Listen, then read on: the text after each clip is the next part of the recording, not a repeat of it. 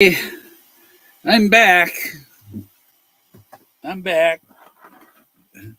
It's been almost a week since I went live.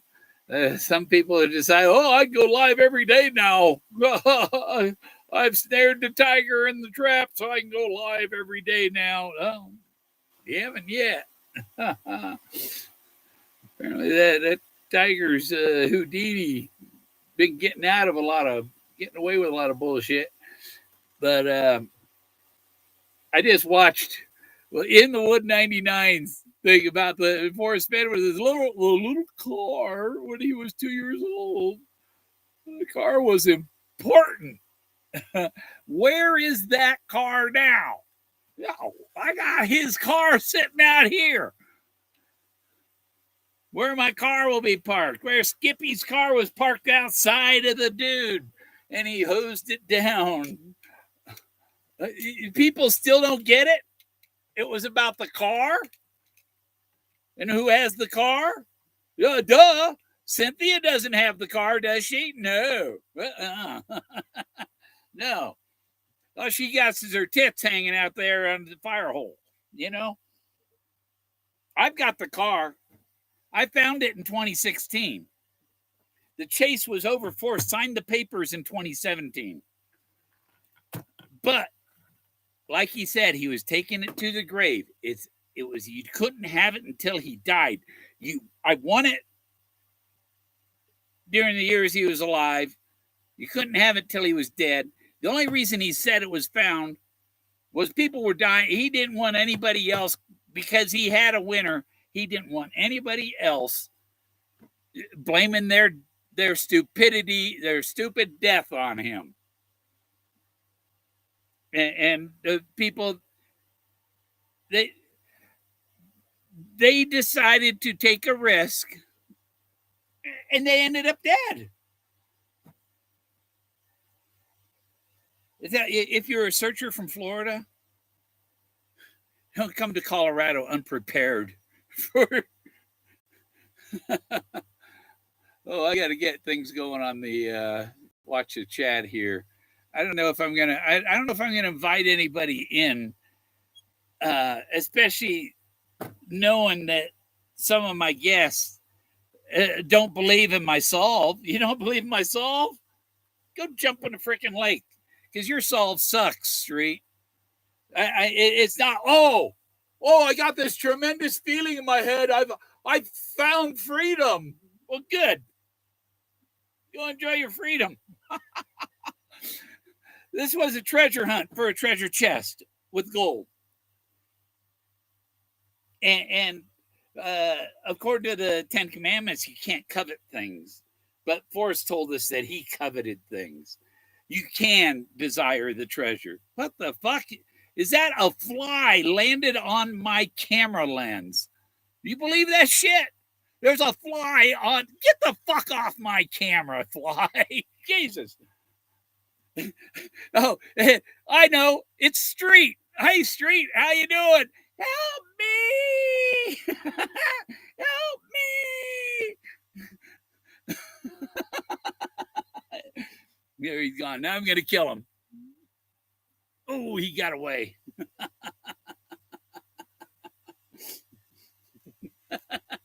That was weird. Fly landed right on the camera. You got to see it.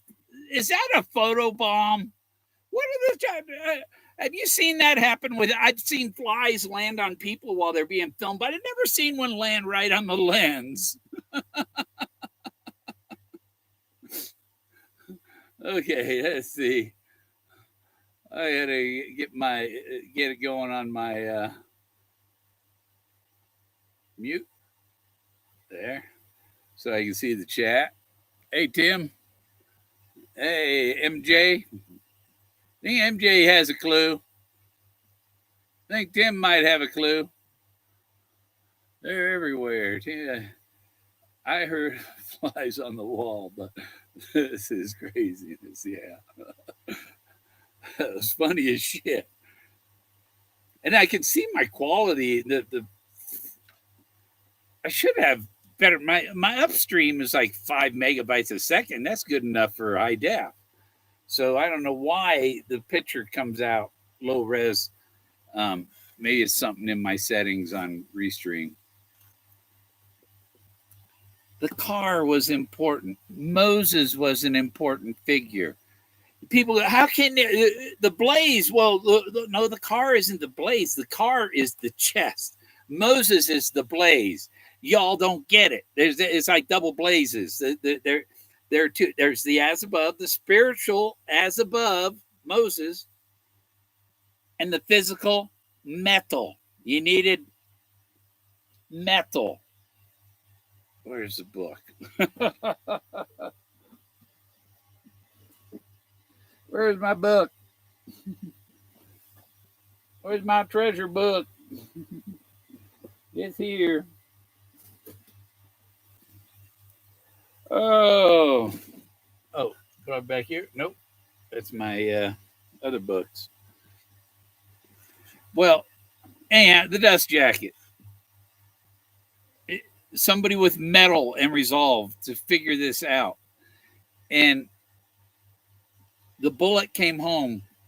That was published in Once Upon a While in November of 2017. After I brought the bullet to Santa Fe in June of 2017. The bullet came home and the chase was over. The bullet was the car with the bullet hole in it through the gas tank, just like the bullet hole through the gas tank of his F-100. And speaking of that, it just had F-16 fly by, and then it went over. It headed straight for Mount Blanca, and it must have gone over around the edge or something, because I was waiting for the thing to crash into the mountain. But you can't see it. That 10 miles away, you can't. I didn't have my camera on where I zoom in and could see it all the way. And the other night I went outside at like 3:10 in the morning to water the sagebrush, and I look up and there was the LEDs, a square LEDs shape heading directly northeast, cutting a beeline, coming over like a commercial drone. Only red lights on it. No, the red lights were but it was a square, like a lot of the drones are square, crisscross with propellers in each corner. They're square shaped, and so it had square LED pattern on the bottom. And I knew it. That's how I knew it was a drone, but you couldn't hear it. But I had my generator running, so that could, if I had the generator off, I might have heard it humming over. But I'm wondering who's flying a drone across. It had to have been going along with my drone. I lose communication with it half a mile away. I'm not getting communication with it. So this thing was traveling many miles, and to have crossed from where it was coming, there's nobody in that direction it came from. And the nearest neighbor, the direction it was going, was like half a mile, 3/4 of a mile, and it wasn't landing. It was moving, crossing, and who knows? Are they spraying something? Are they taking pictures?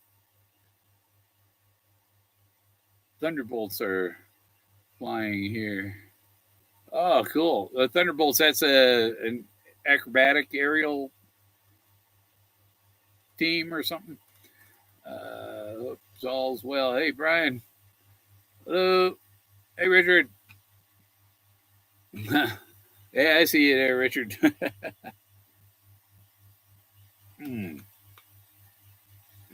Put my chat on my window here. Yeah, if somebody wants to join in, just message me in the chat and I'll put a link for that. But I'm tired of. I'm not going to have somebody on my show when I'm talking about my solution. If you come on to my stream, don't talk over me. Because anybody does that, from now on, I'm going to hit the mute on them. Just mute them. You've been talking 5 minutes. Shut up. I have something to say. You know, there's a lot of people that, oh, we don't want to hear Bill Gorman's Moses about the car. We don't want to hear about that again. Yet it was so important to Forrest, the car. Oh yeah, the A-10 Warthogs. Yeah, they fly out of Alexandria, Louisiana. I've seen them practice going down, heading for New Orleans.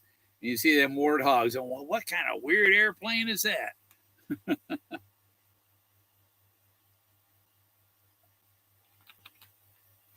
Because they're a low flying attack plane for bombings, dropping whatever low level attacks.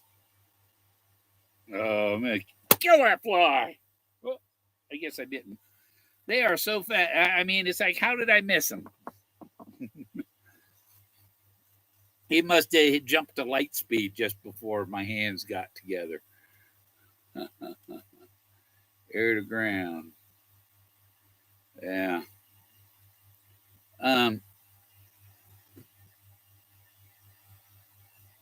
Yeah. If Street doesn't know, that really disturbed me. We're gonna shut you down. We're not gonna let you talk about how the solution ended with his death. And even though Doug Preston said, I knew it's ended with his death, I didn't want to write something about something that ends with his death. Nobody's going to find this before I die. I'm taking it to the grave, he said. I'm taking it with me, taking it to heaven, taking it to the grave. And the dummies thought that somebody was going to physically have it before he was dead. He promised Ralph Lauren, I can take it with me. Watch me. And he took it with him. Jack Stoof didn't have it. Jack Stoof has never had his hand on it. As far as he's sitting there, but he's not touching it. If it's yours, like everybody says, you'd be touching it. I want to hold that big old 1 pound. I'll put it in my mouth and do a big old gold nugget smile, you know? You put a big old gold nugget in there. Those are some nice nuggets. Finally got them all. I don't like. Nobody likes being disrespected. And when they talk over you, and it's obvious, every one of them. We don't want Bill Gorman to talk.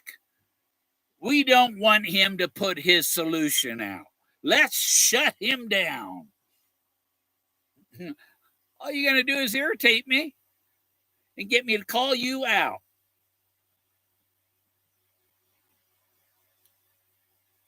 You know, these people, I have the vehicle, the metal that takes me to the treasure. There isn't another searcher that has the amount of evidence of a real solution than me. I even had a judge told me that I'm the only one with a real solution. And they know you know, part of this chase, Doug Preston, I like to push my characters to their limit. You pushing, Doug. I don't break the law. I don't go hurting people. I don't go stalking people. I don't do. I'm not gonna. I don't go breaking into people's houses, knocking down doors with axes or anything like that. I don't go taking Forrest Fenn to court over it, because I expect Forrest Fenn to be a man of his word. And it would be a crying shame if somebody in his family or somebody that he left in charge of finishing this went and screwed it all up and made up some phony frickin' finder and gave it to somebody who didn't earn it when there's somebody that earned it. And Forrest, we took your word for it. I took you as a man of your word. Other people didn't, but I did. And I'm sure hoping whoever you trusted can actually be trusted, because so far they've shown that they can't be trusted. And what better way to piss off the finder than to put up a phony finder? In that manner, they're trying. It was an outright intentional to irritate the real finder by putting up this jack shit. Jack Stoof, call me. Why haven't you answered one email? Daniel Barbarisi, I messaged you on Messenger. You did not message back. You are ignoring me. Jack Stoof is ignoring me. Doug Preston's ignoring me. They're all just, I mean, even Greg gets a phone call back from the frickin' reporter. Reporter doesn't even reply to my email. I'm not one of these aggressive people, like, trying to call you out and stuff. I just want to tell you my story. People don't see the Suzanne Summers, why she's so important, because of the Roadster, the Ford Thunderbird in American Graffiti, her debut. Hey, Lily.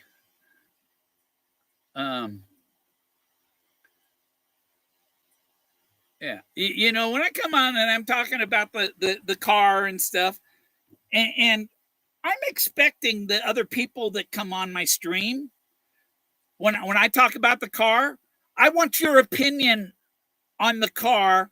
And if you don't think it's tied to, then give me a damn good explanation why it isn't, not just your stupid confirmation bias.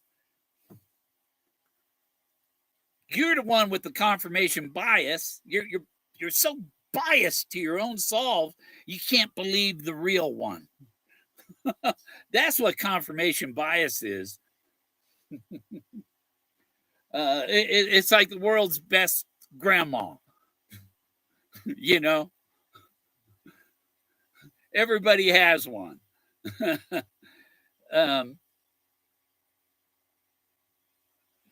But for Forrest Fenn, I think that would be Grandma Moses. That's what he's talking about, his grandmother, maybe.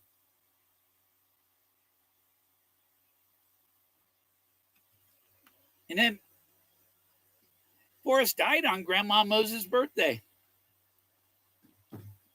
Peggy died on Charlton Heston's birthday. He was Moses. As above, so below. I've got the vehicle that takes me to the treasure. I had the metal vehicle. The rusty key was the vehicle. He made it. I put it right in your face. He's like, I told him I walked back to my car. They didn't get it. What a bunch of dumb fuckers. What a bunch of dumb. I made 2 trips back to my car. Eric Sloan made 2 trips from New York to Santa Fe. Man from the East coming to Taos. Once in a 1925 Model T and then in a 1930 Model A. Model T. But Forrest does not mention Model A in the book. But yet Buffalo Cowboy car is a Model A. But he had call it an old car with no top, an old car with no canopy. But he couldn't say Model A because that wouldn't be subtle. An old car with no top, was subtle. Yellowstone is not subtle. Find a substitute is subtle. Find a substitute for this or that. A proxy is a substitute. Find a substitute for the treasure. What did he treasure? He treasured that car that they made all those trips to Yellowstone in. We need closure because even Forrest Fenn said he made the chase to give the searchers hope. Yeah. Well, you know, I've tried tolerating people, and you know, Toby started this over. Bill Gorman said the gypsies lack imagination, and then Bill Gorman was labeled a predator. From then on, every channel that Toby told, "Oh, don't talk to Bill Gorman. He's a predator." Yeah, Bill Gorman's not. Bill Gorman only said you lack imagination, Toby, because you have zero imagination, Toby. You're a dumb fuck. The intelligence agent who has no intelligence. I like that. AGK toilet paper. Gentle as a gypsy's kiss.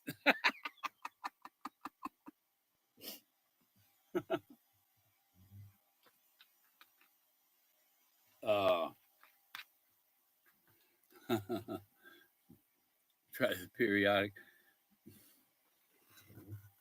Richard, if you've been listening, a periodic table, a table of elements, it's a table of minerals, right? The Buffalo Cowboy car was in Mineral County. It had a table of minerals, a table of elements. It's gold a mineral, calcite a mineral. The elements are minerals. Minerals are elements.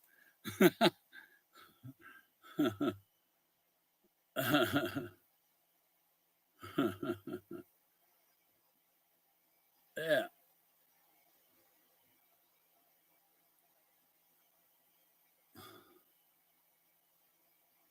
Oh, I must have had gypsies as a key word. You're not supposed to say gypsies on this channel. That's why I had to approve your comment. It is.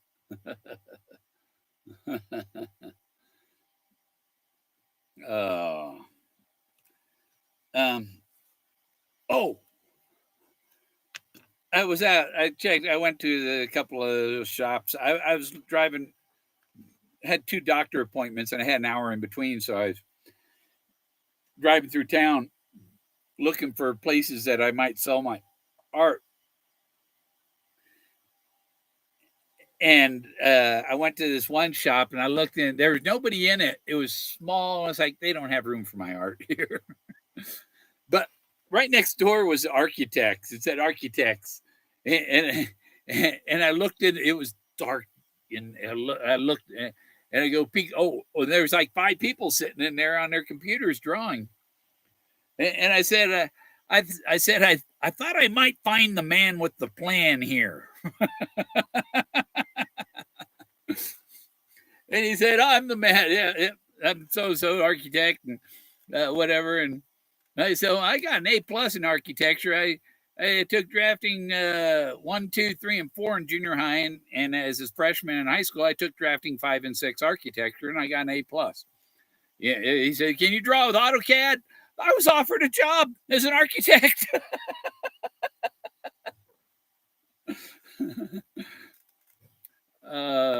Yeah, can I work night shift?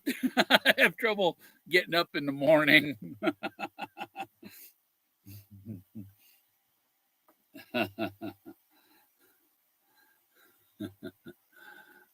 Toby was always pushy. She can't sit still either. Yeah, well, they're control freaks. You know, they're like, oh, this guy smokes pot. We can't have him on our channel.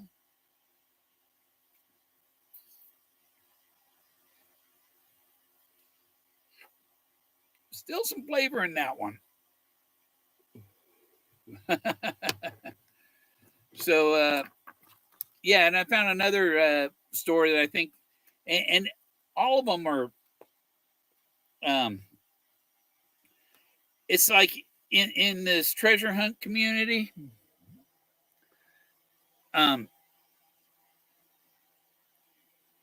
it's a gold fever,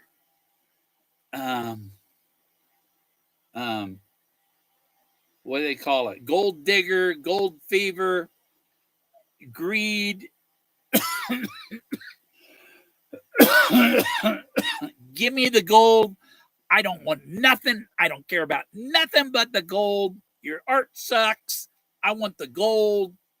Those are the people in the community. If you think my art sucks, then you're a gold digger.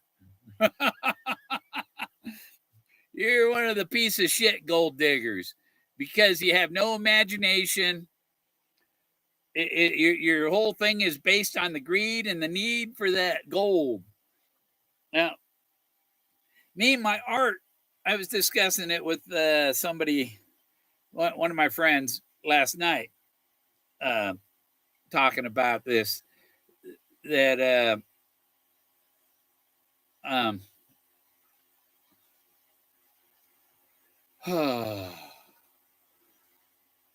that my art, yeah, you know, I can get out there, but I can sell print here. I might sell, you know, $100 of prints a month or something, you know, a couple $100 of prints a month, but it's not not what I need to be selling a couple thousand prints a month, you know, because I'm not gonna. It's with the notoriety of the treasure chest, my art can take off. And I don't have any plan to sell the treasure. I plan to market the treasure. In other words, I'm going to make money off the treasure, exhibiting it and showing it, and possibly making replicas of it, and so on. Yeah, yeah. I know there are some people that like my art, but the vast majority are a bunch of greedy gold diggers who don't give a fuck about anything but getting that gold in their pocket. I've been telling relax. I said it was part of a movie thing, part of the making the movie The Game 2, long before anybody ever heard of Barbara. I said it was a Hollywood thing long before Barbara ever did. If anything, she has plagiarized me. She plagiarized my elephant. I brought bananas to the 2019 Femboree that she was at, and she decides I'm going to be a banana. It's like, why are you stealing my props? Nobody else brought bananas to the Femboree. I brought them, and then you decide you're going to be Banana Girl. And claim that, oh, I get the banana. I got the banana thing. It's like my art. Each one of my images are a banana. I'm grabbing all the art.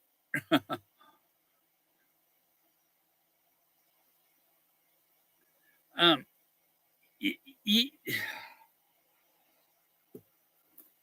the poem had multiple. One layer is a map, and there's a couple of layers that are the blaze and the chest. Tell you what the blaze and the chest are. The Moses layer, there's a lot of biblical things. Moses was put in the creek without a paddle. He was the meekest man on earth.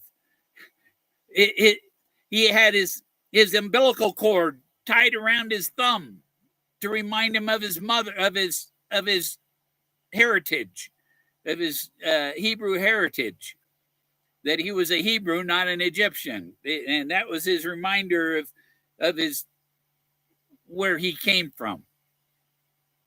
That's the umbilical. The stick was when I found the car. I got one stick over my shoulder with a camera on it, and I'm walking with the others. I'm doing Moses, and I don't know it because the hand of God that tells you to do this stuff. I don't know why I did this, but I did. And it's because the Moses had the stick. And I didn't know that my sticks were tied to Moses until afterwards, after I found the thing. And the thing was, I found it with the video camera running.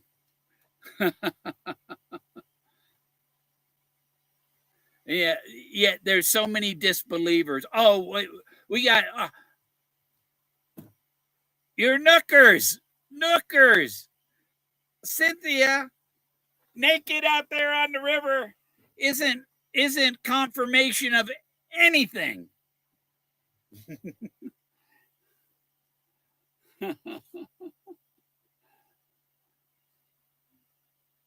What some people do for it.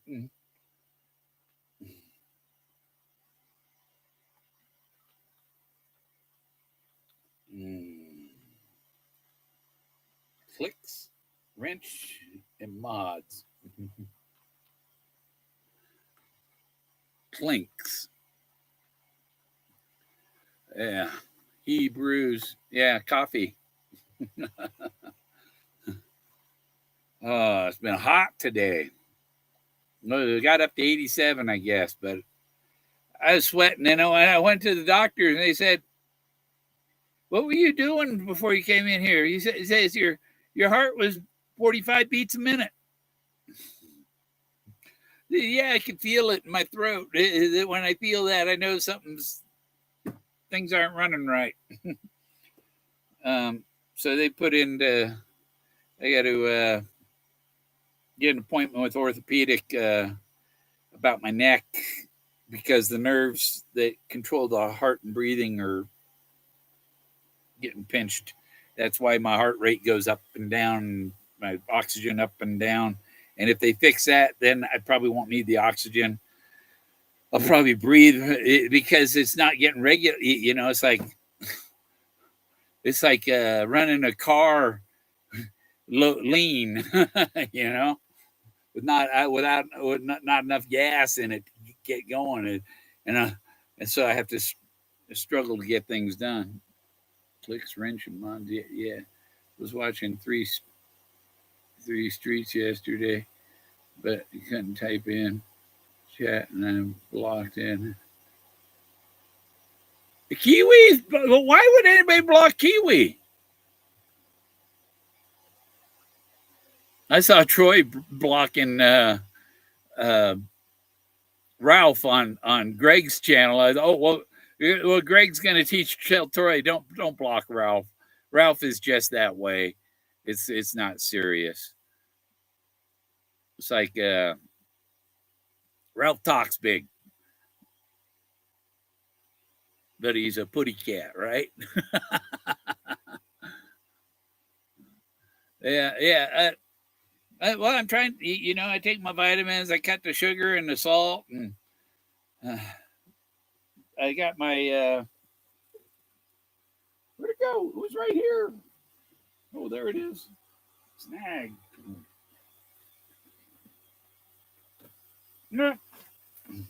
Got my oxygen right here. So there's extra oxygen in the RV anyhow, even if I don't have it on. The oxygen inside the RV is higher than outside. Be sure if it was not, none of my chats were getting through. OTAC hooked me up through. So by mentioning a comment I made. Yeah, street, go in there and unblock Kiwis Road. Who the hell blocked Kiwis Road? I mean, he's not even, he never even told the gypsies they had no imagination. They still don't have imagination. And one reason Toby dropped out, people say Toby knows who the winner was. Yeah, Toby knows who, and Toby fucked over the person that figured it out really bad. And that's why Toby has backed out. Because he knows he's shit on the solver. And that's why the solver shits on Toby. It's hard to tell, you know. It's hard to tell if he's been shit on or not.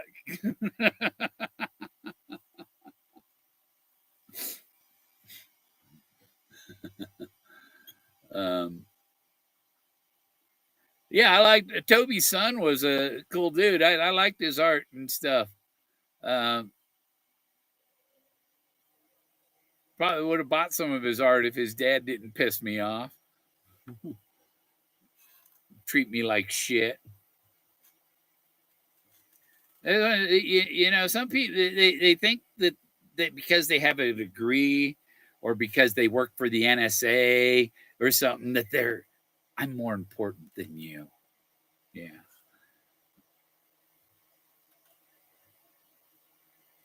And you know, people walked on me and I fight back, you know. What's up, redneck? Function junction. Yeah. Okay. Yeah. I guess I could get the link on here. Um. Uh,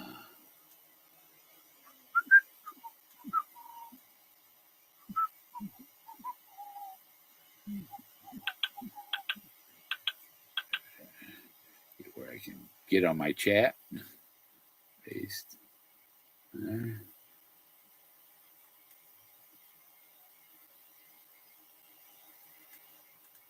Ooh. Fly in the hat.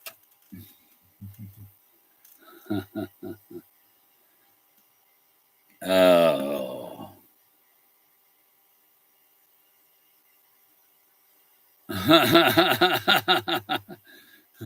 Yeah, I'd like to.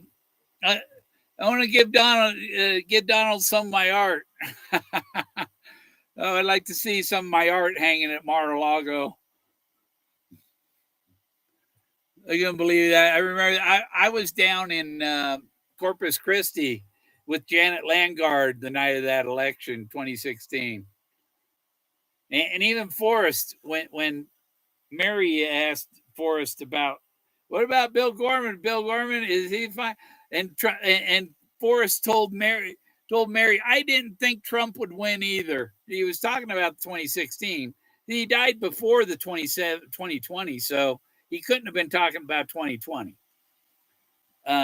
You know, for the people that believe in the imposter in the White House.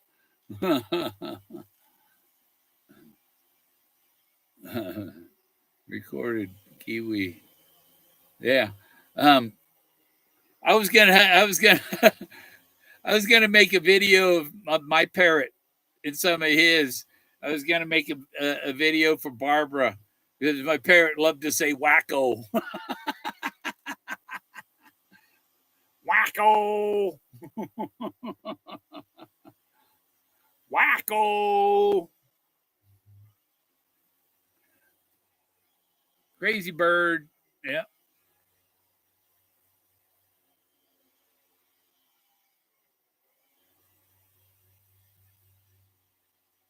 yeah. Maybe she just send him a couple of the big prints.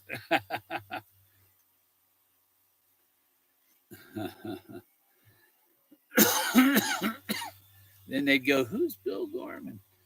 No, you know the thing is, if I mailed him my prints, some screener would get a hold of it, and he would never ever see it. You know, it's like I can't get a hold of Suzanne Summers and tell her, "Hey, you know the Forrest Fenn thing was about that car you were in American Graffiti. It was about the car, how important that car was. That was an important car. Moses was an important figure. Duh. He was telling you that those were the important things, and you didn't listen. I'm talking to the ignorant ones, but you know, people that there's a few people that realize, oh, Bill Gorman, he figured it out. It's coming. And that thing for Forrest at the gallery, okay, Cynthia just posted. What did that just? Did they just have that, or was that something from a year or two ago that she just? I think it was just recent that they had that event at the gallery. And you know what message that sent? You know what? See if anybody guesses what message that sent from the poem. What line from the poem did that little ceremony for Forrest and Peggy represent? And I would have liked to gone to that. Why couldn't you know? I'm not a danger to anybody. And if you're the finder and be left out, you found the car, you got all this, you know. I give this the end of the year. If this ain't done by the end of this year, I'm gonna stop streaming about it. I'm trying to get switched over to my art, but I'm gonna start streaming. I'm gonna write my book about how I got screwed out of the treasure because of bigotry. And that's the only reason I would be screwed out of the treasure is because of pure bigotry. I don't think Forrest did it. Somebody influenced Forrest, or somebody who's in charge of it now is making this choice or whatever. But I they're definitely not making friends. Who's ever running this, it is staining their reputation, because anybody that purposely inflicts that kind of mental torture on somebody is evil. It's evil, inherited evil. Be it and Doug Preston, pushing people to their limits is evil. That's what nasty people do that stuff. You want to be known as a nasty person, because who's ever done this is being extremely nasty.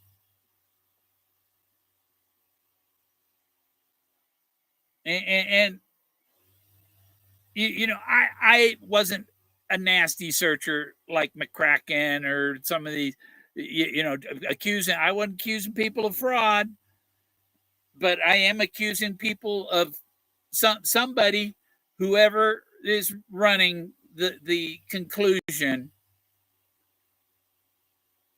knows that what they are doing should have the real solver at their throat.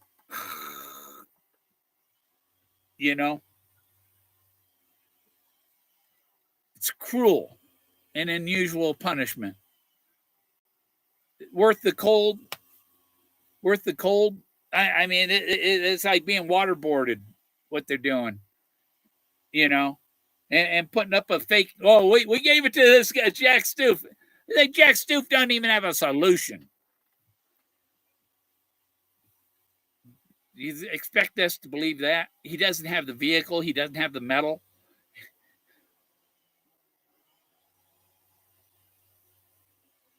The guy with the chisel one.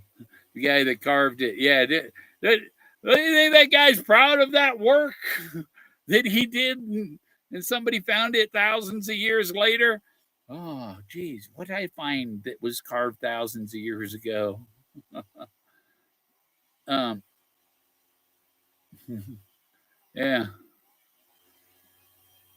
Yeah, I have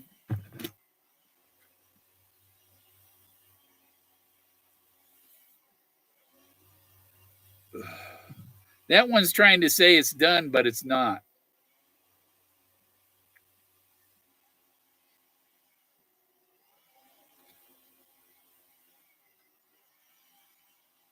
It's still getting some flavor out of it. Oh, yeah. Um, no, no, I don't see anybody joining.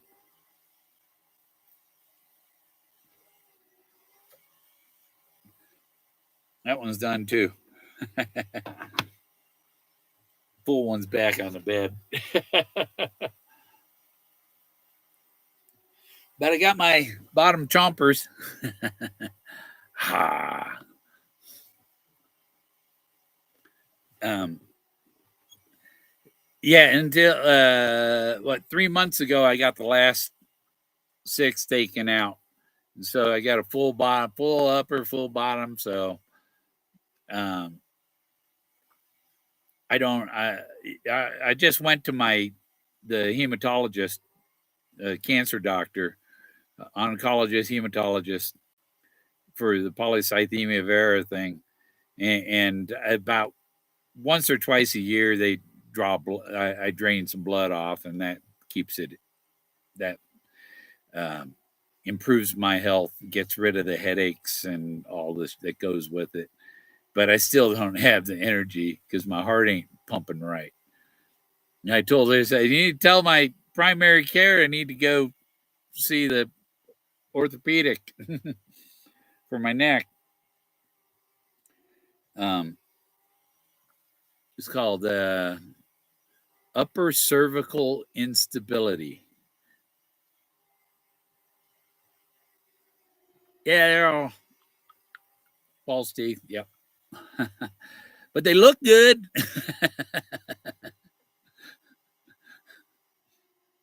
I'm not afraid to show them, you know. And I told my neighbor about the dentist where I go and all that because I got him on the. I went to one dentist and he told me $20,000. I went to another dentist and what I spend altogether $420, I think, and I got that's pretty good. I'd rather have implants. That's next. The implants, all they got to do is put the posts and then they mount them in permanent.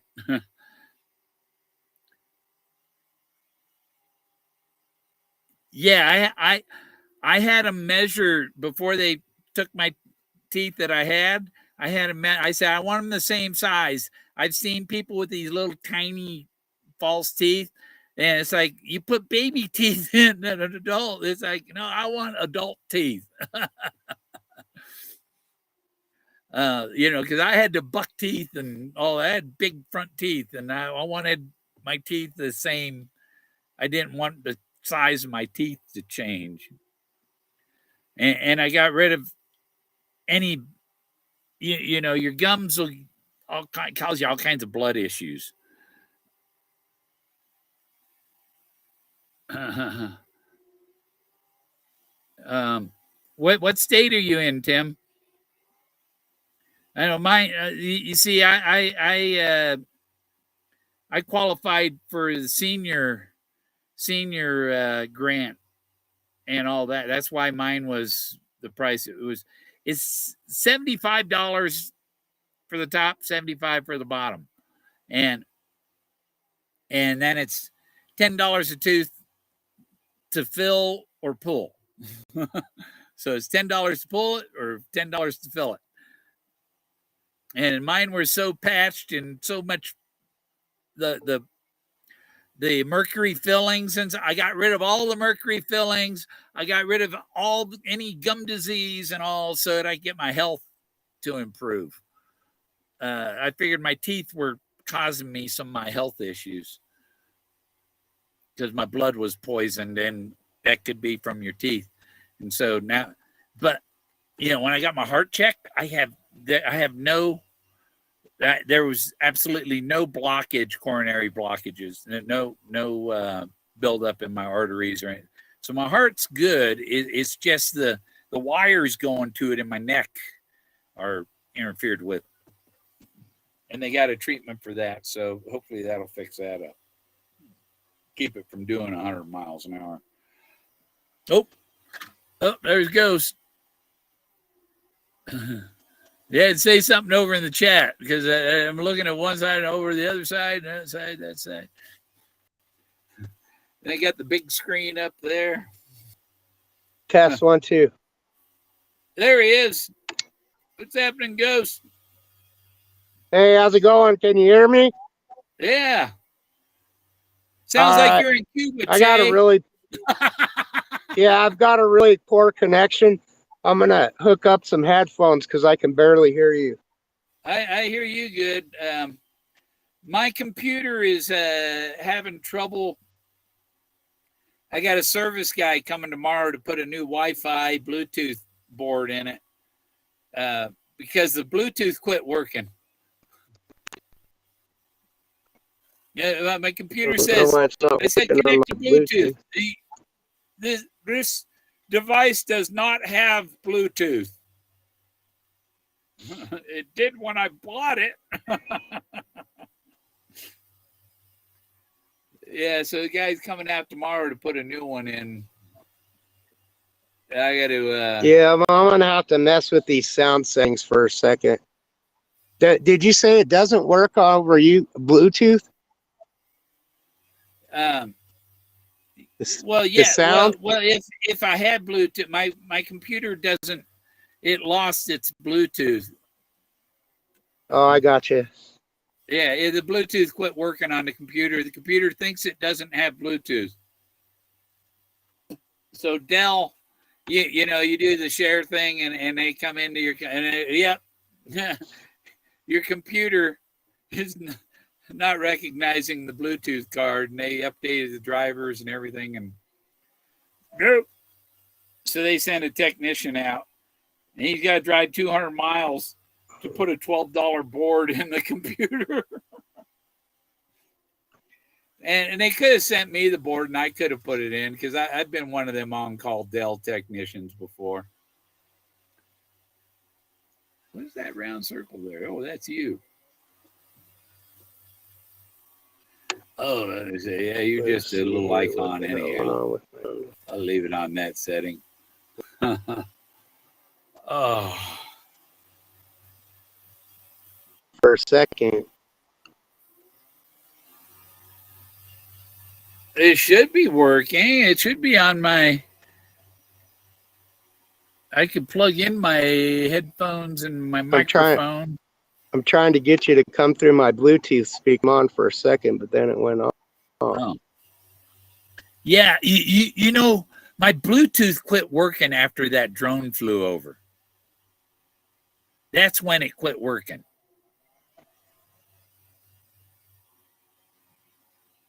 So did that thing come over and fry my Bluetooth circuit?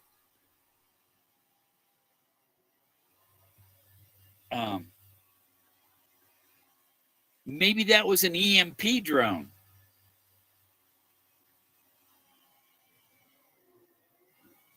That they can target. You know, they got EMP devices that are just local.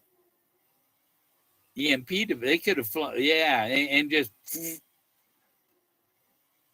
And they got lucky and got the Bluetooth. I don't know. Or maybe they could just send so much power at that frequency that it fries the Bluetooth.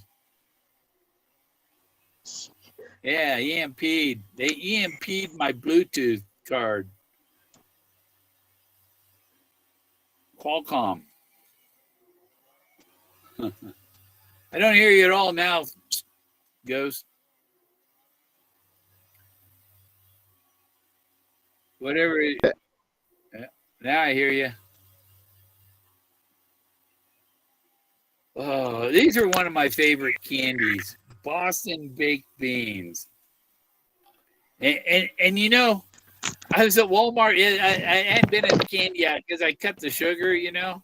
But I just wanted these are like not a lot of too much sugar. Just I don't eat them too often. But I noticed they had the original Red Hots. I thought, where'd the hot tamales go? They quit. I think they quit making hot tamales because hot tamales, it's racist. Tamales are racist. So we calling them original Red Hots again.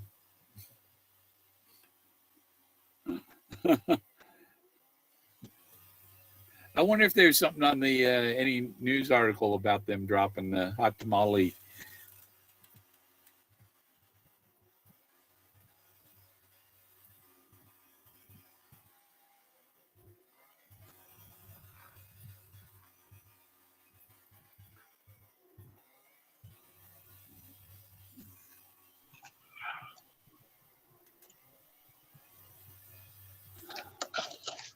Uh,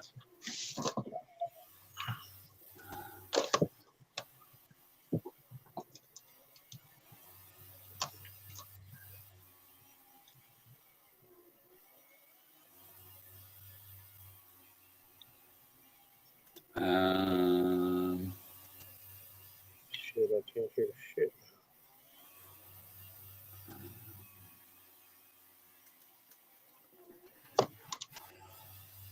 oh, my stomach. Or maybe it's just Walmart stopped carrying them.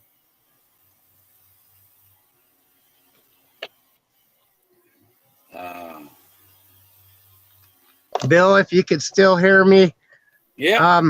my connection's too slow. It won't even let me get into the options.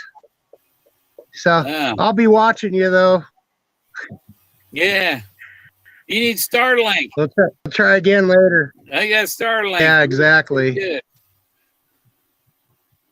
Yeah. Oh, I can hear you now. Yeah. Sometimes when you mention you here you go, they say, "Oh, he opened up. He's got problems. We better back off." Yeah.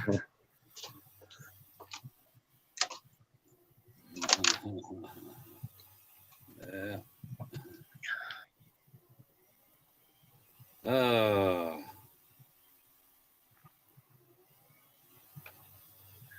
You know, some people. Yeah. I'll be back. Okay, I'll be back. I've heard that before. Just use a CB with a lineal amplifier front. Also open garage doors. Yeah. And send codes.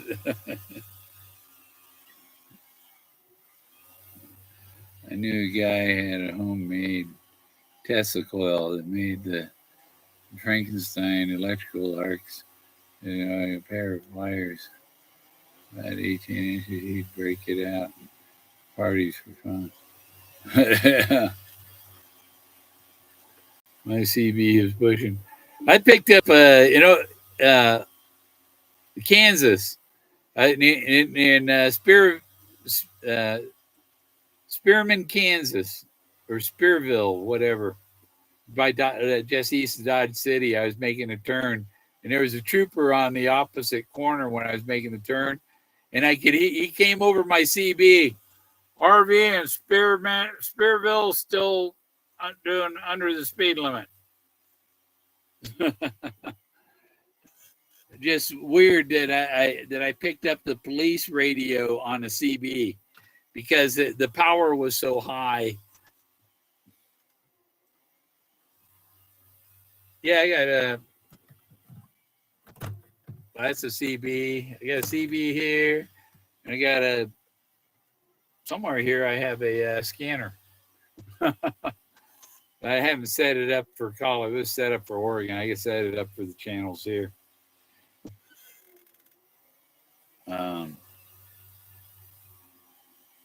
250 amps. Man, that's a powerful CB. You microwave, you cook your meals with it too. I think you can cook with 250 amps.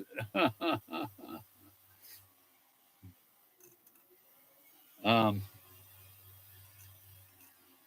oh boy,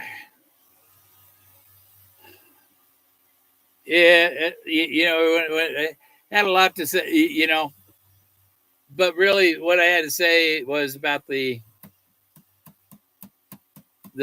important things. The car. Here's Skippy with the car, and the last message to Matt was about and he was hosing down the street to keep the dust down. There's people throwing up a lot of dust, a lot of commotion, chaos, and what do you do to he hosed down Skippy's car.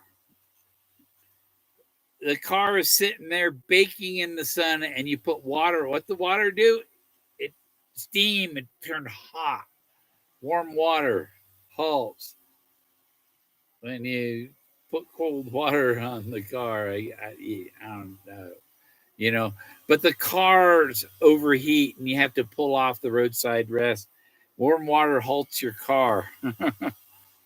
um, and these things are at roadside pullouts. You see his stories are on the canyon walls, and along this path between South Fork or between Pagosa Springs and South Fork are his stories on the canyon walls. Put in below the home of Brown is where the stories start on the canyon walls, across from the home of David Jennings Brown, Bootjack Ranch. The gypsies are on the canyon wall. In Treasures Bold, Treasure Colorado on Google Earth takes you to Bootjack Ranch, owned by David Jennings Brown. Treasures boldly printed on the map. Treasure Colorado, Treasure Falls, Treasure Mountain, your three marbles. From there, it's no place for the meek. There'll be no paddle up your creek. So put in below the home of Brown, people don't realize after that you're going up a creek. It's no place for the meek. Wolf Creek Pass. Who's afraid of the big bad wolf? There, but what you're going to find at there is heavy loads, the ski lifts, and the water high Alberta Park Reservoir. Yeah, I wanted to put Canada on the map so it would say Alberta on there. And they wouldn't know that Alberta was in Colorado. And Alberta means noble and bright. It's a German title.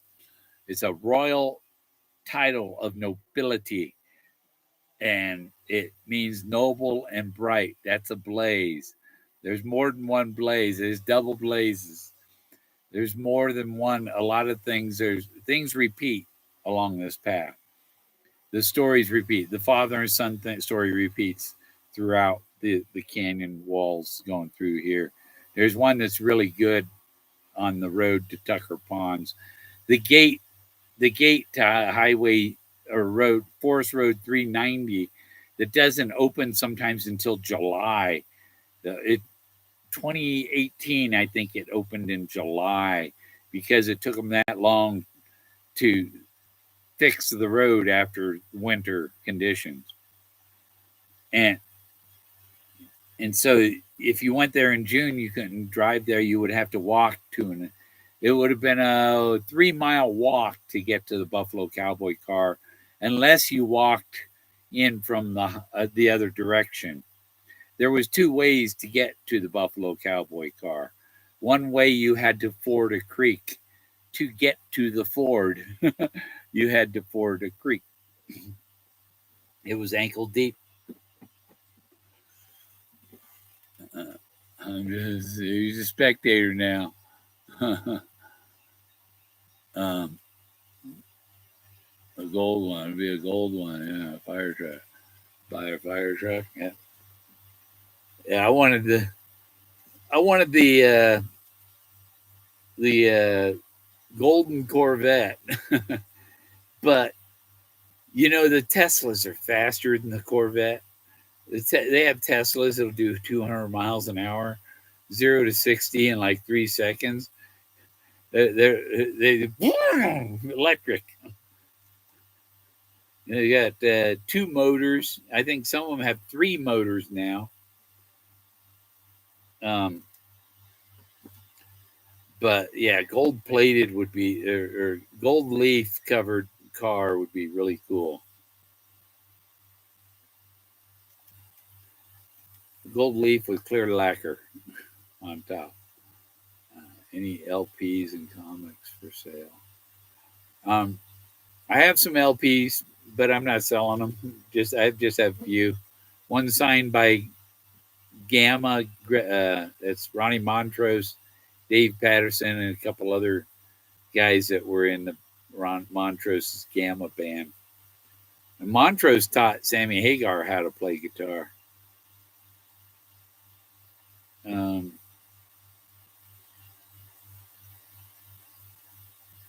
yeah. But I want a Tesla when they come out with the new diamond batteries. That's when you want to buy one with the diamond because the diamond nuclear diamond batteries, you the car wears out and you put the battery in a new car. Because the car wears out before the battery does. Candy, yeah. Yeah, Sammy always sang about sex. My eyes get so dry, crusty, and um, those batteries. The nuclear diamond batteries are made in Oregon. They're just starting to make them. Use 2 kinds of diamonds and spent nuclear fuel, and they're supposed to be really safe and a lot safer than the lithium. But they don't go thermal nuclear on you like the lithium batteries catch on fire. You think the atomic batteries would explode, right? No, they're spent nuclear fuel. Um, wow. Yeah.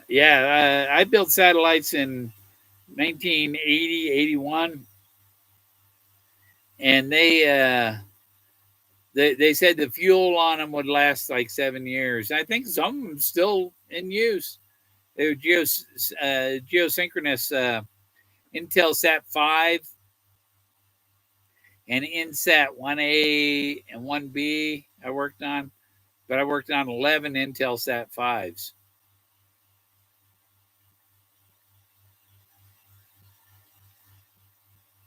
Any battery sure is going to have a thermal issue. Yeah, or make sparks or.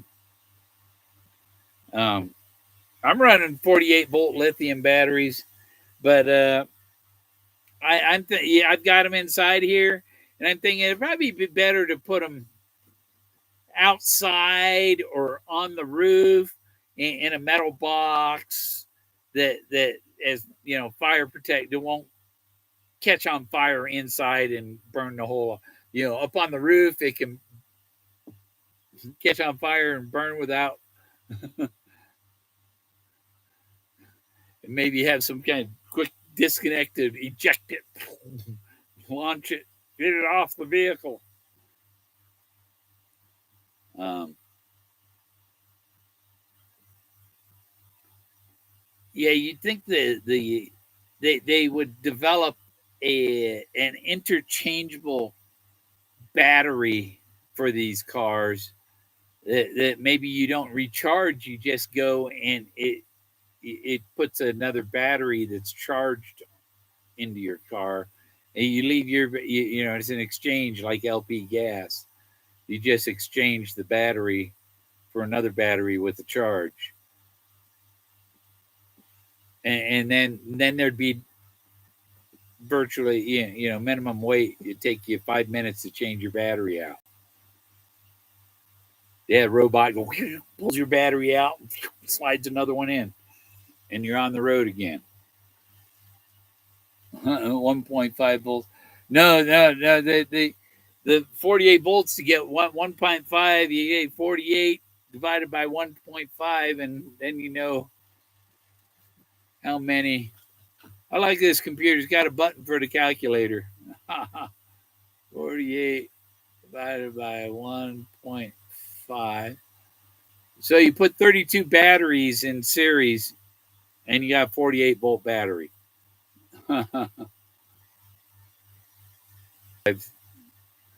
It's just 48 in a row, or 32 1.5s in a row make 48 volt. But like mine, the 48-volt battery charges to 54.5 volts. Mine's down to 51.8 because I got my other monitor on.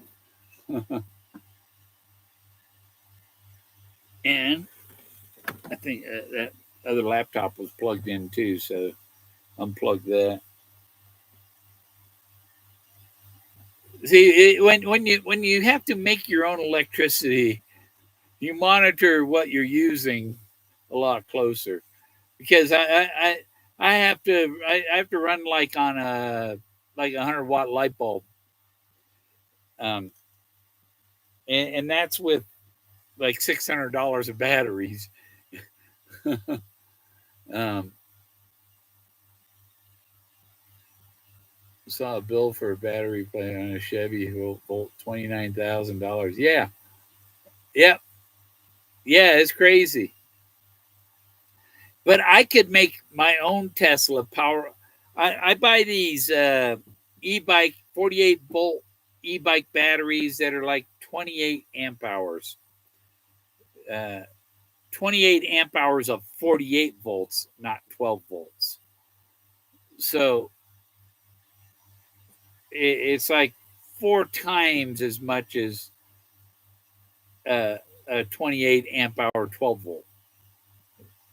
You know, because the volts, 48 volts is 4 times as much as 12 volts. So 48 amps at 48 volts.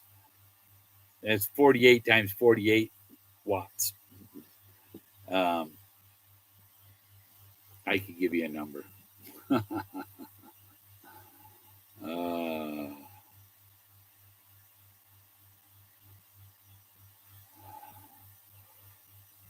oh, 2 kilowatts.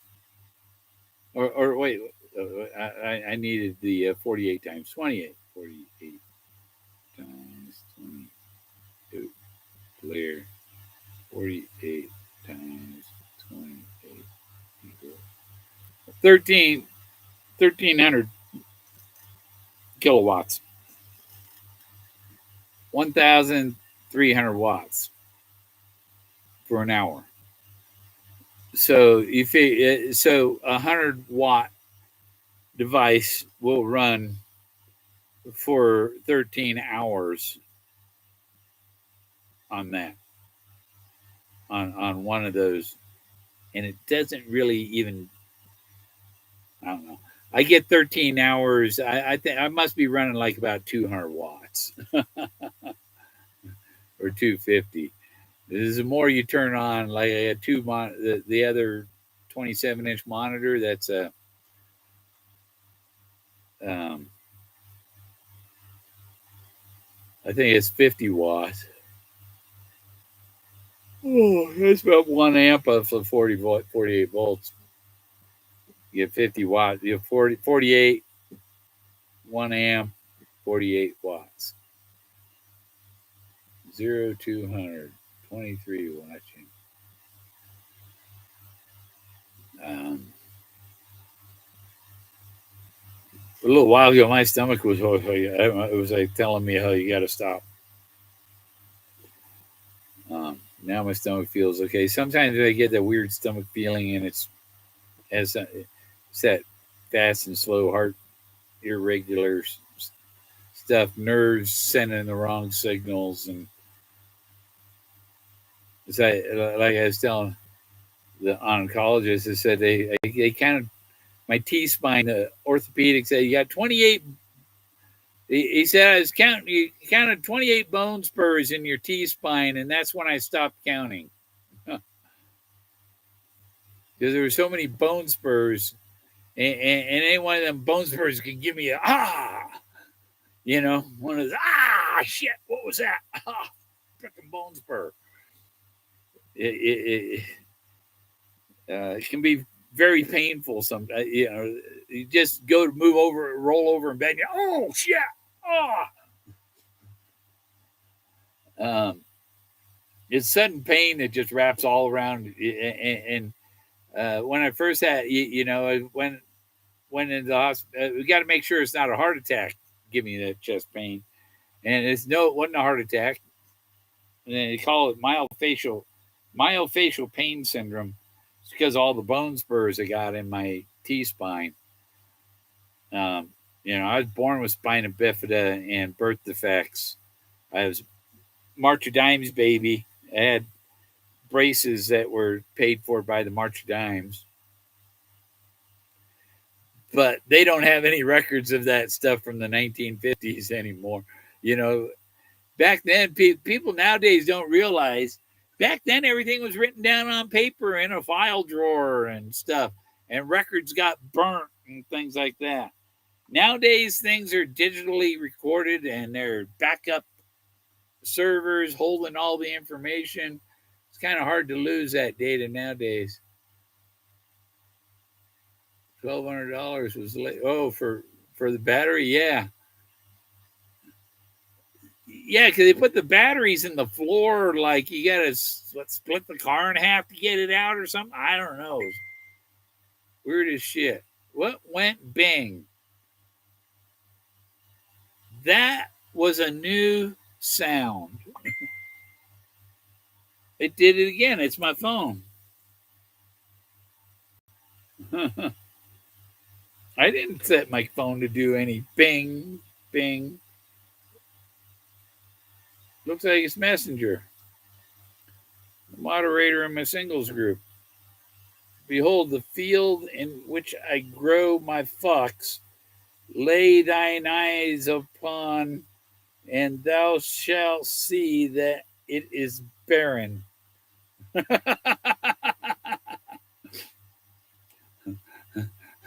The field where I give my fox is barren. I don't give a fuck, he's saying.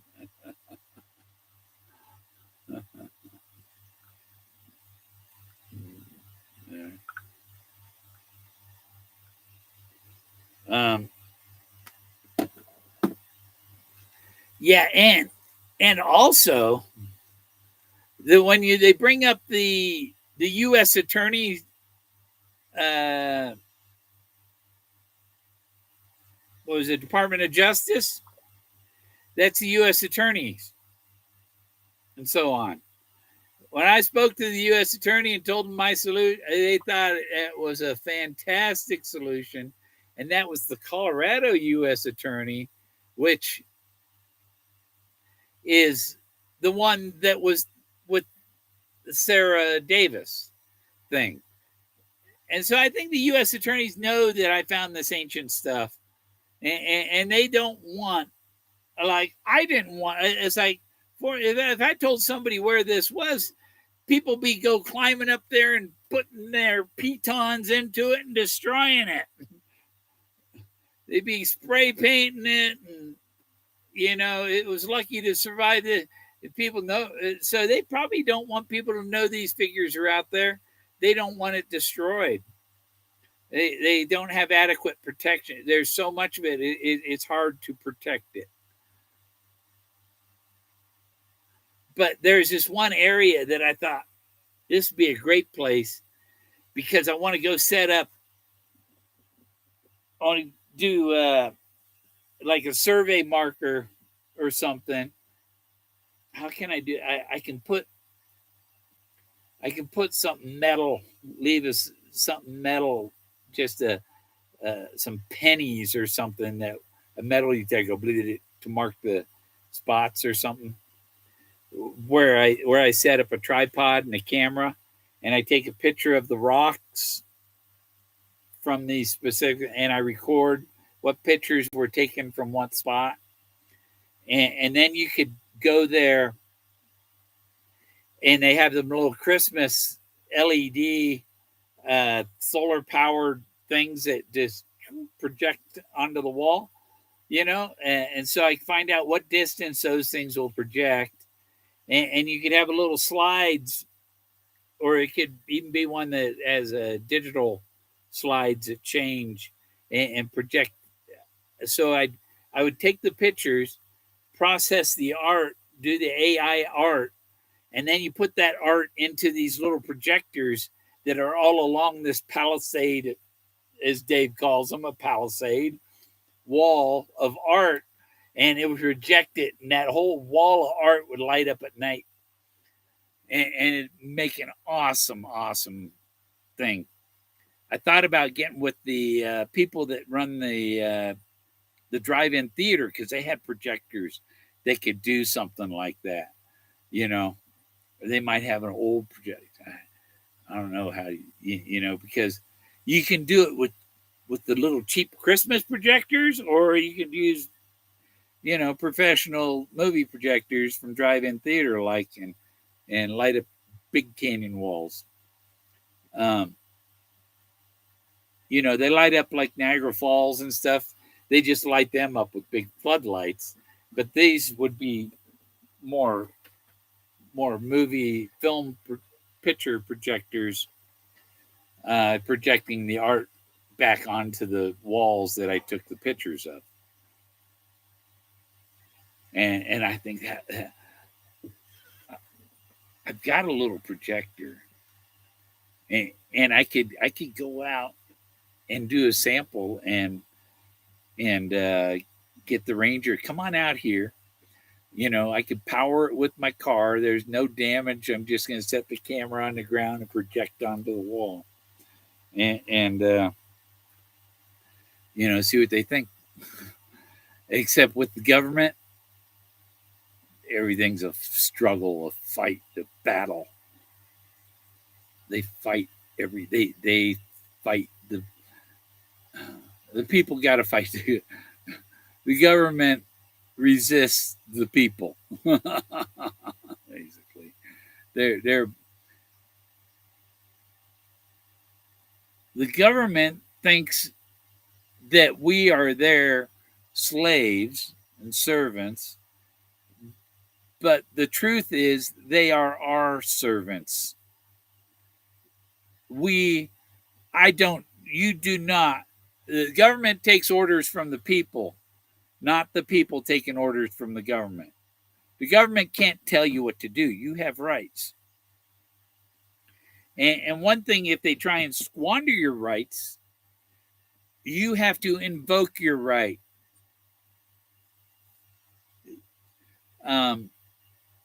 They tell you, we're going to fine you for living on your land. And you say, excuse me? Living on my own land, it is one of the major God-given inalienable rights. And you're trying to take that away from me? Go fuck yourself. Right. Yeah. You can't take my land away. You can't tell me I can't live on my land. You can go fuck yourself. Because if you're trying to throw me off my land, I'm going to come over and throw you off of your land. You're going to raise somebody you try and throw me off of my land, and I will give you hell the rest of your life. You will wish you never did. You know? Tyrants. I'm one of that guy coming out to fix my computer. He's expecting, oh, you go over there and go in the guy's house. And it's like, no, I'm gonna set up my canopy tent out here tonight, and with a little folding table under it and a chair for the guy to work on my computer outside, because they ain't got room inside. I mean, see, this is like my cockpit right here with my printer right here. Printer looks good on it because it's like, this little flip out screen. It's a touch screen printer, and I'm putting stickers on it now.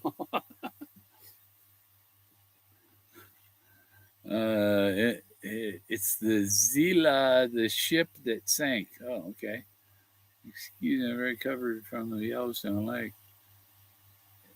Not recovered from Yellowstone Lake. Okay.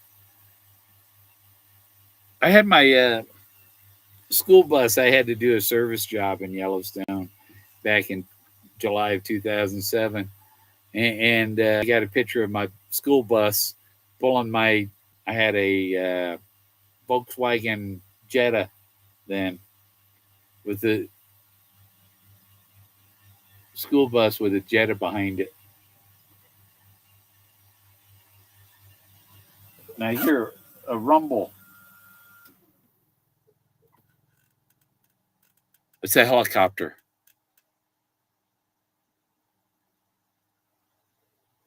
I had to turn my fan off. But, like when I hear a helicopter around here, knowing about the chase, yeah, the helicopter's getting closer. I wonder sometimes if that helicopter is bringing the treasure. Wouldn't that be something? They come out and just lower it with a rope and cut the rope. There you go.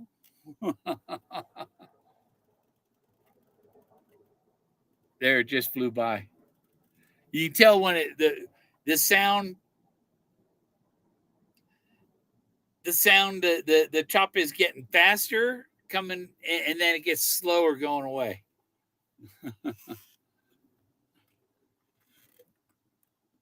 Yeah, I don't know what that was, but it wasn't the little drone, or it wasn't the little drone that flew over the other night. It was a good size, only red lights on it, no green. It wasn't an airplane because the LEDs were in a square. It wasn't just four corners; it was a square, and it was, yeah, that was a commercial drone or military drone. Why do experts in law make decisions, administrative law judges in medicine? That's like the Social Security administrative law judge, or they decide what jobs you could do and that stuff. And like I got a second hearing. I had to sue Social Security, and the federal court ordered a new hearing. And the new hearing, they thought, well, yeah, you're over 50. You're supposed to have these considerations. They didn't consider any of this. How many surgeries have you had in your life? 27. Well, yeah, if you had 27 surgeries, and yeah, you're pretty much disabled. Born with birth defects and everything. It's scoliosis, and my spine does wee-hoo, and it's got bone spurs all up and down it. And stay safe, Miss. What's happening in Mississippi? They got a hurricane coming in down there.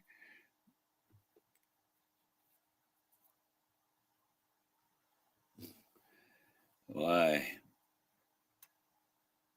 Yeah, what was it? Maria was down there in Mississippi in Biloxi or whatever, and she was a good friend until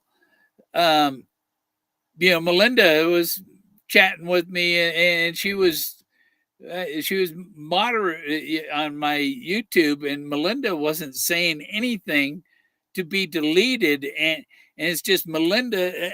Several people have the same solve as her, as Maria did. A lot of people have that Ghost Ranch solution, and she was just blocking her comments because she was talking about Ghost Ranch, wasn't telling people to fuck off. No, like what's required.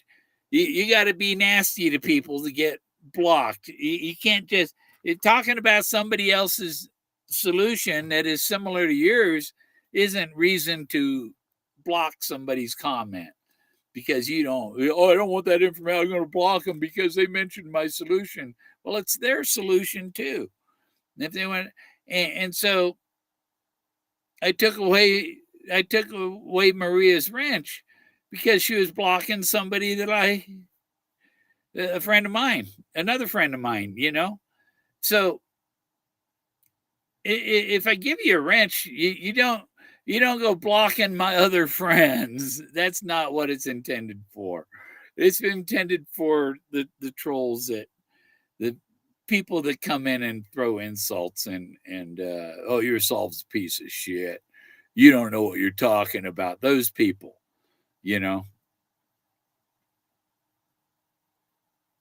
I talk openly. Yeah. Now, now if you insult Toby, I don't have any complaints about that. Because Toby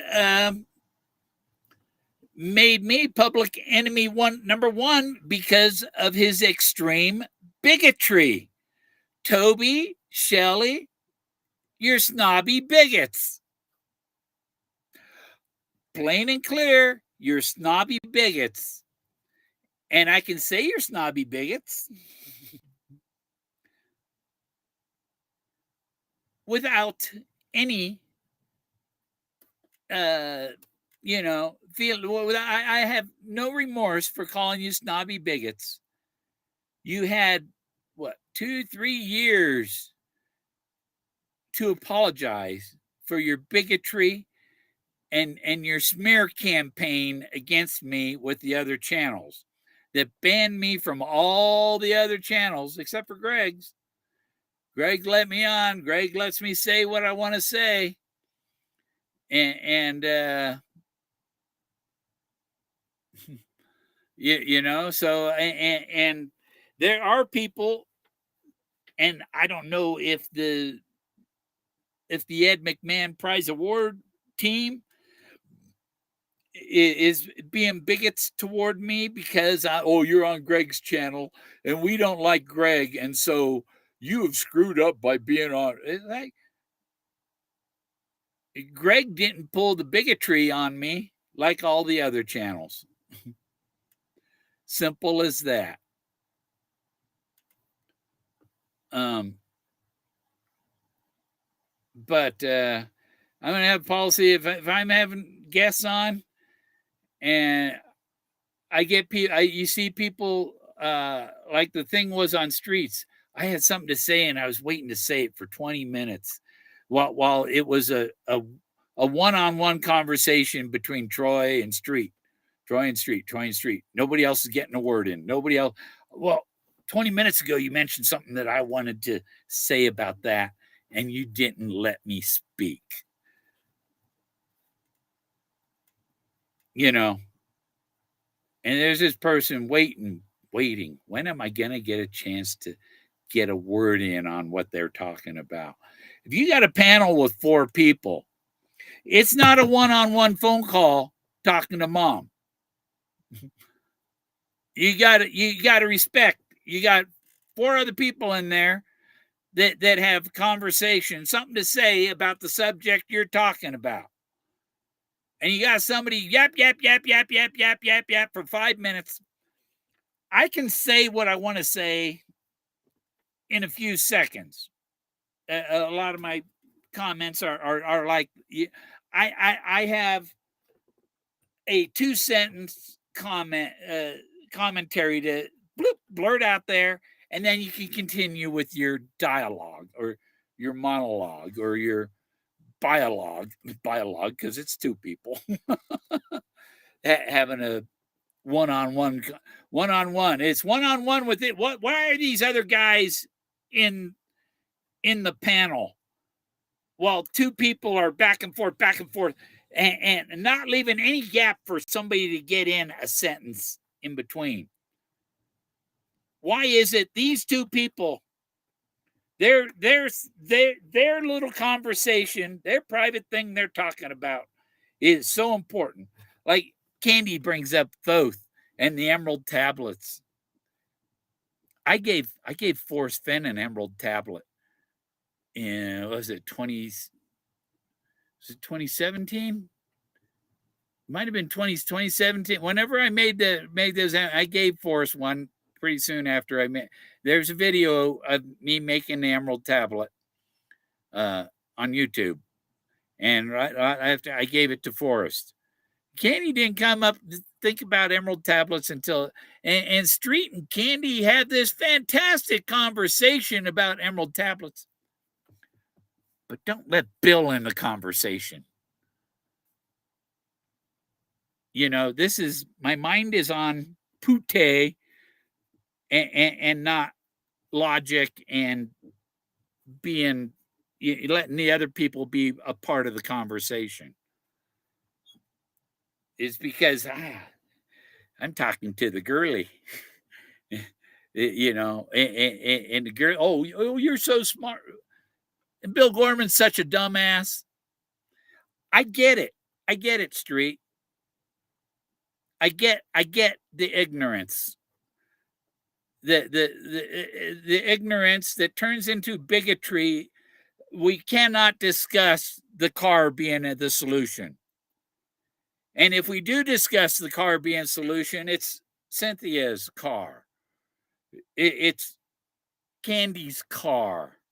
Bill didn't figure out the car solution. You know? I got a problem with bigots, but I don't have a problem with calling out bigots. And I have a problem with ignorance, like doctors. You tell them, I've been telling them this, okay, I seen this. I know what I know how I feel, what affects that test. Like the doctor, why was your heart doing 45 beats a minute? I tell him, it's my neck. I saw the video. It's called upper cervical instability. It interferes with the signals from the heart and lungs that control your breathing and your heart rate and all that. And because you're those nerves that, the reason you have a quadriplegic spinal cord, gone. The reason their heart still goes and they'll breathe is because the nerves for the heart and lungs are not in the spinal cord. They're out in the muscle and the neck. And if your neck is fucked up, it's pinching on them nerves. And they do injections like to give these nerves room to breathe, and it's supposed to help a lot. But I haven't, because I've had a lot of ignorant doctors, because one ignorant asshole doctor who I liked at the time, but later I realized what she did to me. I went in with pneumonia, and she put in her report for that day, somatization disorder. Because I looked up and I researched, and because the doctors won't figure out what's wrong with you, got to figure out yourself. And you go to your doctor and say, hey, they did this test said this test said that, and this all points to this. And they don't use any logic. There's no logic. It's just, you didn't go to medical school. I don't care what you said. Somatization disorder. You're a medical doctor making a psychological evaluation, giving me a psychological diagnosis. You're not trained in that.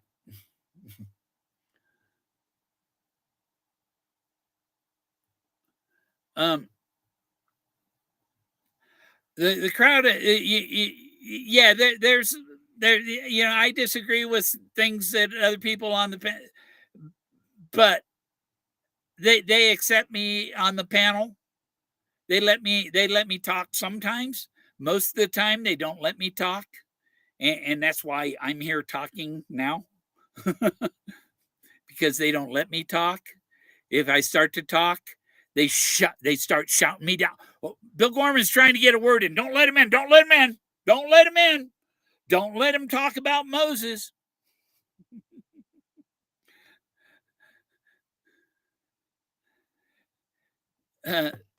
Jethro told Moses, "Go in peace."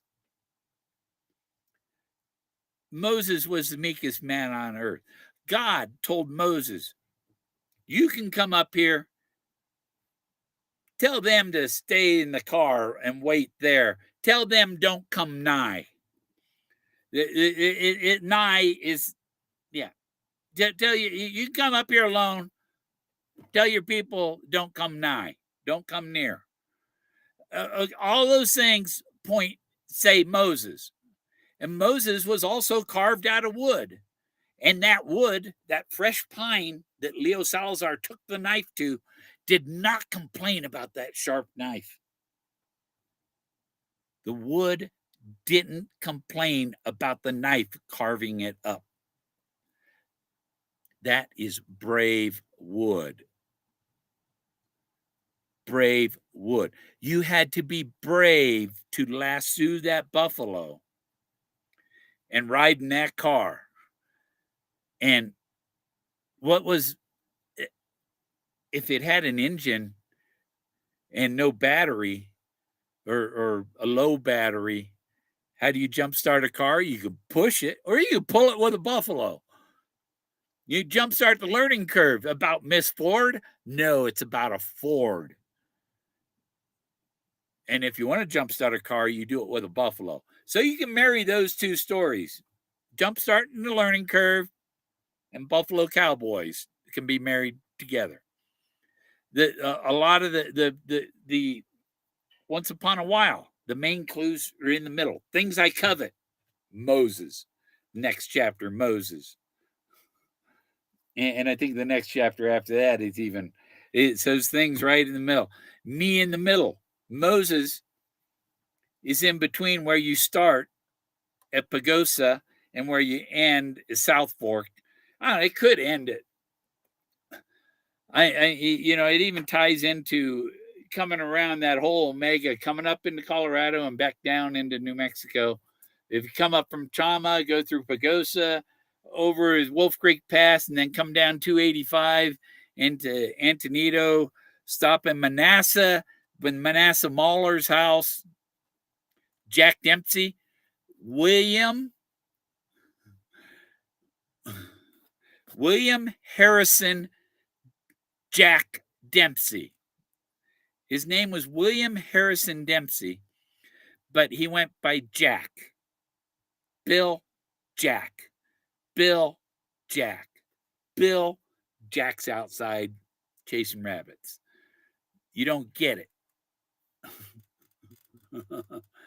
the ignorant people don't get it. The car was important. Oh, baby is. I think that was 29 when I went outside. It was 10 degrees outside, and I'm out there in just no coat and stuff. And I shut the door of my RV, and it locked itself. I was locked outside, and I had to break a window to get in, or I was going to freeze to death. It's cold outside, isn't it? Yeah. And that's the same time that Willie, his dog, was locked out in the cold. He didn't get that dog, Willie, until after I had brought the Buffalo Cowboy car to his Fenbury barbecue. General George Patton, named his dog Willie after a man who came to his barbecue. So did Forrest. Billy Jack. You don't mess with Billy Jack. Why did when Fenn's family was around, he called me Bill?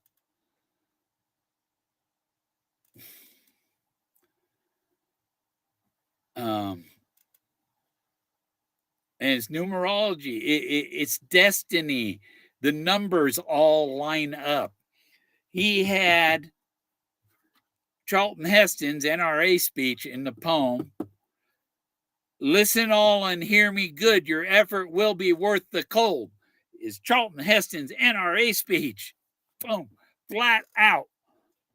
I want all within the sound of my voice to listen and to heed what I have to say, especially you, Mr. Gore, from my cold, dead hands. I'm taking it with me.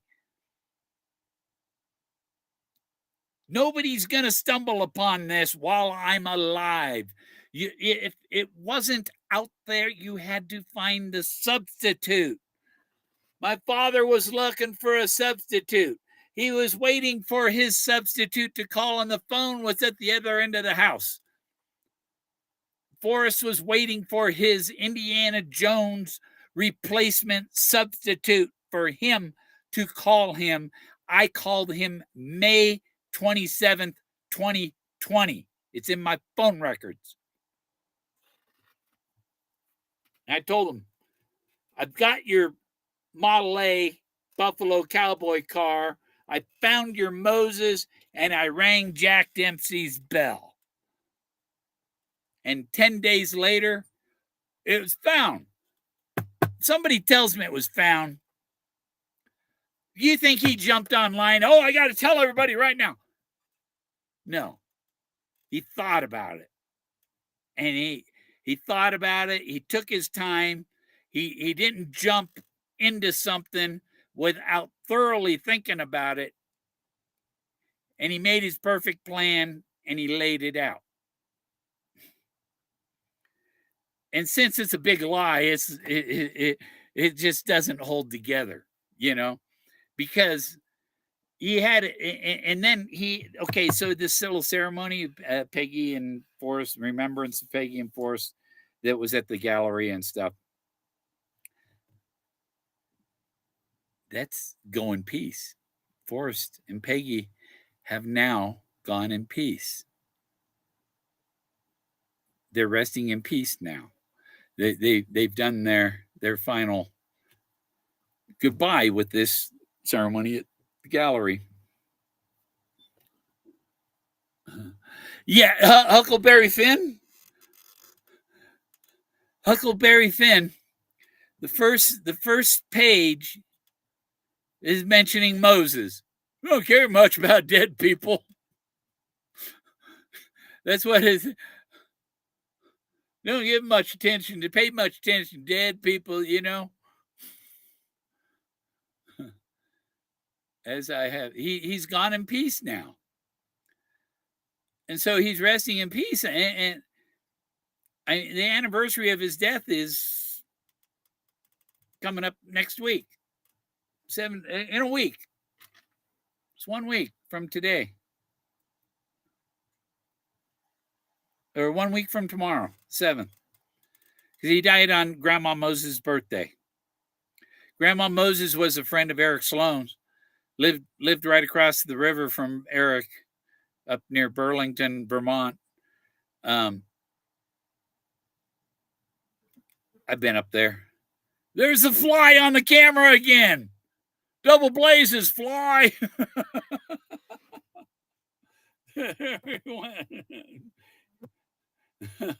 Why did he land right on the camera?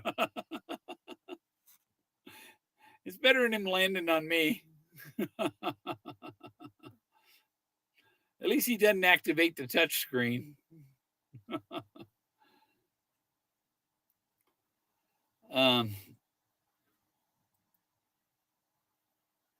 Yeah, I would have liked to have been a bystander at his remembrance. Yeah, especially the guy really figured it out. They could have done the remembrance thing, and at the end, after it was all over, say, "Hey, we got a special surprise," But now it's like, I don't know. They ain't got no event planned to.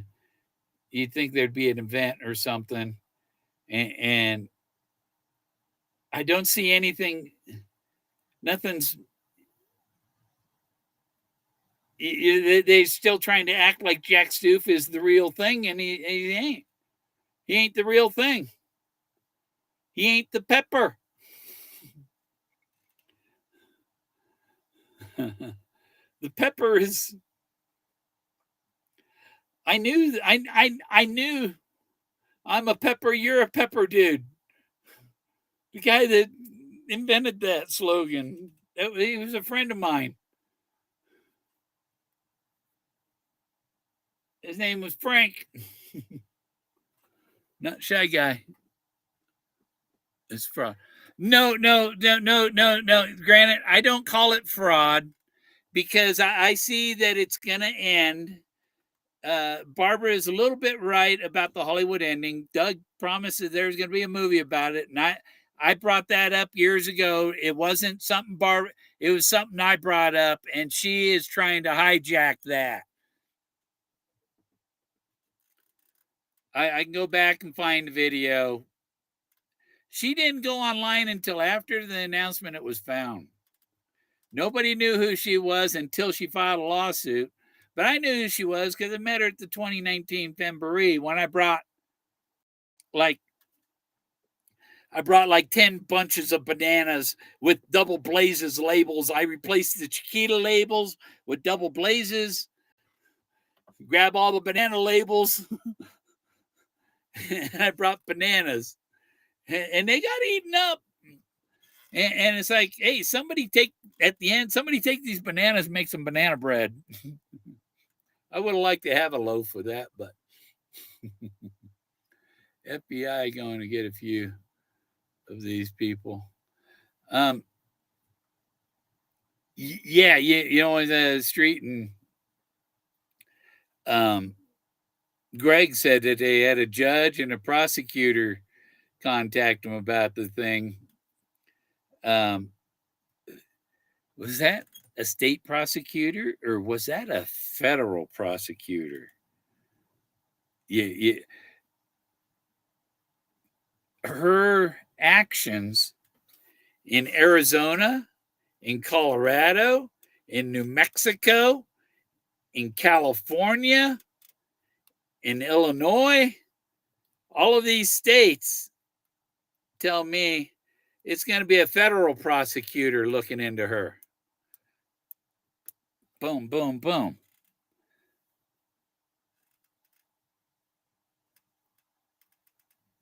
Dang. That's DHANG. Dang. Redneck Express. Howdy. MJ. Kiwi. Should be a federal with more than one state involved. Yeah, there's more than one state involved. And also people that she has put into, my name is in this case. You know, Frank's name is in the case. Even though she took him out, but our name is, you're still dragging me into, put my name in there, accuse me of bullshit. I have a right to say you're full of shit. You're full of shit, Barbara.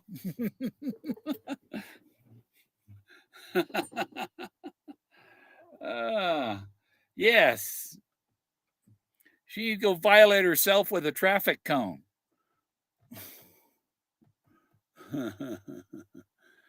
Retrieved. Davio. Forrest Fenn had it in the lawyer's safe all this time. It was the proxy you had to find.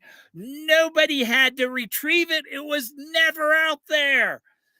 It wasn't what you had to find. You had to find that car that he treasured. My treasure for all to seek. My treasures for all to see. His sculptures on the canyon wall, the car in the meadow, the ZPU gun, Skippy's helicopter contraption. But the car was the important part.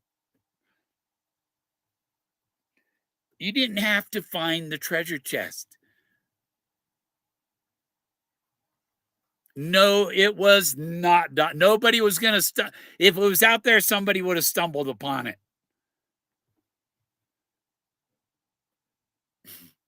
It wasn't out there. He never said the treasure chest. He hid his treasure. Where I put it, that could be in a safe. I put it in a safe place where nobody would stumble upon it.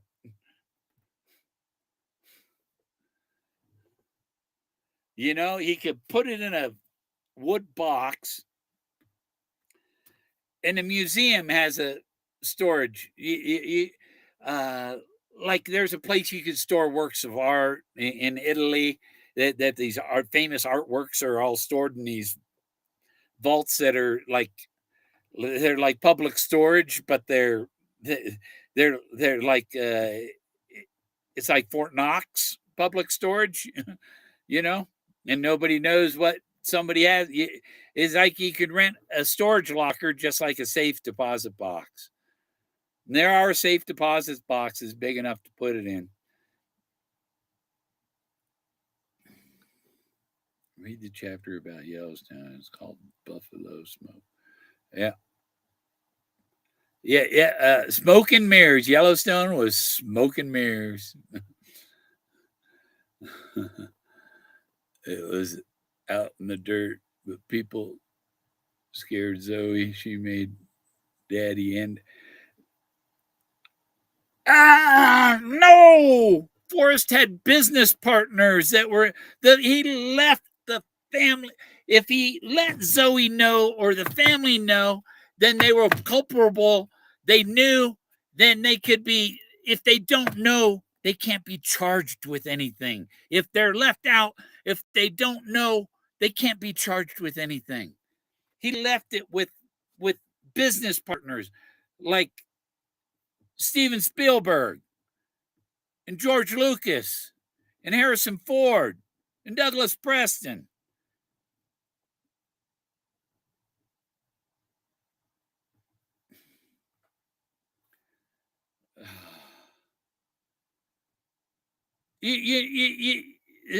Davio, there you're saying Zoe's responsible. And I'm saying Zoe was not responsible. Forrest didn't want any harm coming to his family. That's why he didn't tell him. That's why it's secret with these business partners, not with his family.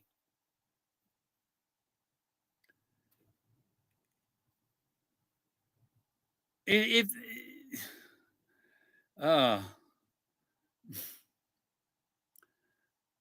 you know, and that's one of the things that maybe Zoe doesn't. I don't blame Zoe for nothing. But I do say who has ever done this, if they think I got a attitude or something, and really, Doug Preston is pushing these characters to their limits, and you want to complain about the attitude that Doug Preston created with this, you know, knowing that you did it and having a fake solver put up front, taking your stealing your prize, what you earned, and it's being given away to some guy, and it's like this guy, he never searched. He told Forrest, "Hey, I can be the one that passes it on to the real winner for you," and that's all he's a legal shield. He's probably a cousin too, because he's got red hair. And if you got red hair, you're from Ireland or Scotland ancestry. You got a lot of Irish and Scotch ancestry. Almost all Irish and Scotch people are related to each other.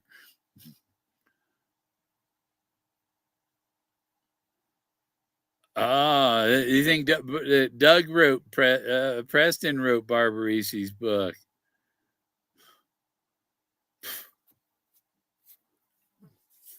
That would keep Barbarisi. I didn't know anything. I didn't write that. He wrote that.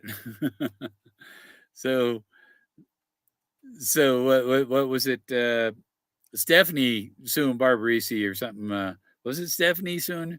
And so if Barbarisi didn't write it, then she's going after the wrong person.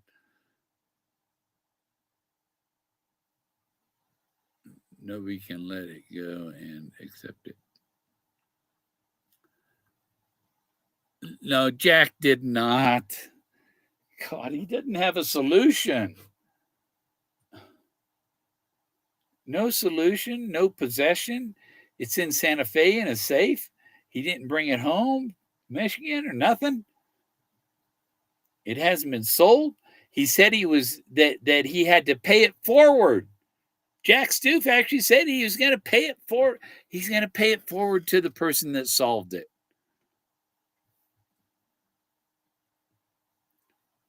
And these people, the handlers handling the end of the chase.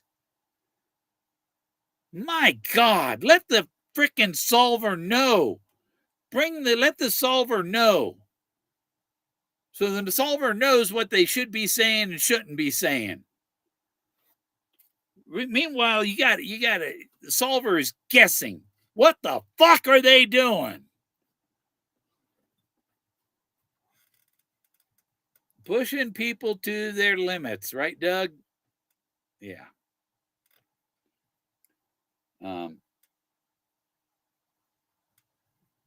Yeah. Did somebody push Hinckley to his limits? Did somebody push Chapman to his limits? Who pushed the kid at Columbine High School? Who pushed him to his limits? Do you think it's a good thing to push people to their limits, Doug?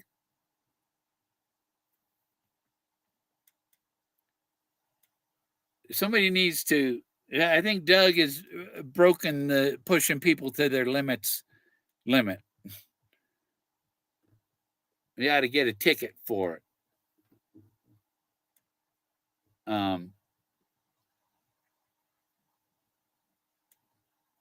If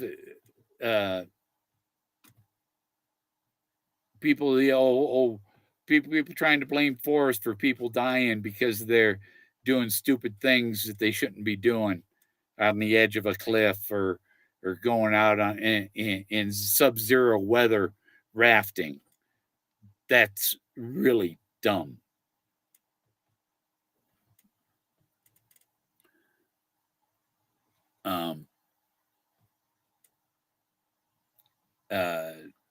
So who pushed them to their limit, to their risking their life to get to a spot? Yeah, there was. I shouldn't get into that because then somebody, I can go after them for that. But it's like, just get it done.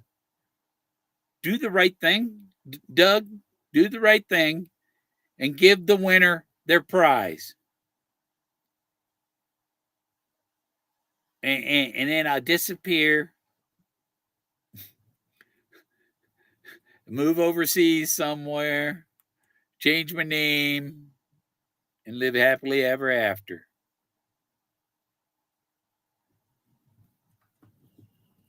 If nobody knows where you went, they can't sue you. and, and if you just disappear with the treasure, I mean, if you killed somebody and disappeared, yeah, they're going to look you up. But if you just disappeared with a bunch of money, with the treasure chest, they're not going to come hunting for it. The people wouldn't find you because your name has changed. Oh, Doug knew. I think they fooled you. They knew something and you didn't know.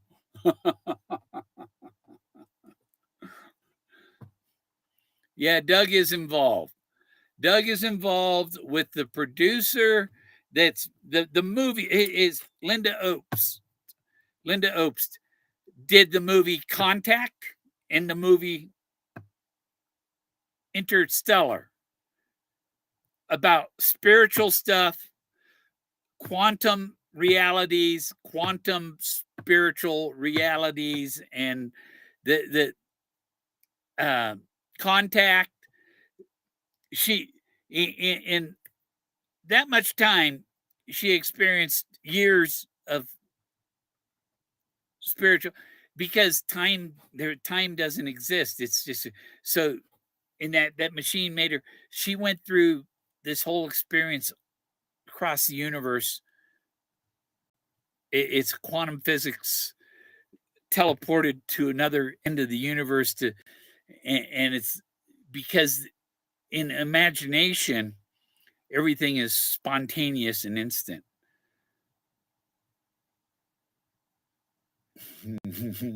Okay. I know that it was in the wood. The car was in the D of the word wood. Like if you took your lawnmower with your grass 6 inches high and you cut the letters WOOD on the lawn, and you put the target in the D. That's how the forest was at. The meadows were the letters of the word wood, and the car was in the D. And if you're a dumb fuck, you can't understand that. That's all there is to that. You don't understand that if you're a dumb fuck. If you listen and you use logic, you go, hey, Bill is making sense. And these people putting Bill down are dumb fucks. They're dumb fucks. That's all there is to that. They don't understand logic. They have no ability to listen. They have zero comprehension. They can't add more than 3 numbers together. And the solution, you got to add 50 numbers together. And they can't. Moses. Oh, fuck it. It ain't Moses. Well, you don't know all the things that point to Moses that go along with that. All these things that point to the car. I made 2 trips. I walked back to my car. The second time I walked back to my car was the treasure I walked back to. The car where Skippy parked his car. Where out in front of the dude. He sprayed water on the car just to piss off that guy driving up and down the street. He sprayed water on Skippy's car, his hot car sitting out in the hot sun. You put water on that hot hood, it steams, it turns hot. If you spray cold water. Yeah, parted the water, but did he park it? The water was high on either side. Water's high. Begin it where high water halts. Where does high water halt? At the end of Genesis. The flood recedes. And then you have Exodus. They were talking about, oh, the Bible and you know, and Ezekiel and who was the other one? Was the great grandfather of Noah or whatever, and all that. And they don't realize Moses wrote that book. He wrote the first 5 books of the Bible were written by Moses. He was the scribe. God told Moses when he was 80 to write a book of his memories. And what did Forrest do when he was 80? He wrote a book of his memories. Forrest was shot down in 1968. He didn't expect to be walking 40 years later. That's too far to walk. He could have walked to the ocean, but it was too far to walk, and he flew home. He didn't expect he'd still be walking 40 years later. Moses walked for 40 years. And if you don't understand that, you're a dumb fuck. If you don't see the clue there, you're a dumb fuck. I'm sorry. I I've had enough dumb fucks in my life.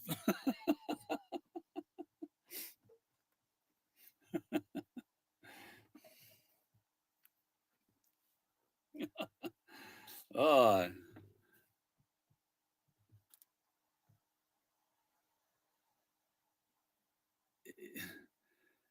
yeah. I know. There's that crowd of people that are, oh, we're too good for them. They can't come over here and drink tea with us because we're we're we're the snobbies, you know. Um, and and I don't think that she could, because Forrest was of sound mind when in 2017 when he signed it over. It was signed over in 2017 before he did his will. Before he signed his last will, he signed the papers for the LLC that he was out of it, and it's out of my hands. These guys are handling. When he said it was out of my hands, it was a long, long time before it was found. It was out of his hands. He had signed it off to the handlers handling the end. Hey, Hoof. I noticed something smelled there. Yeah. Um,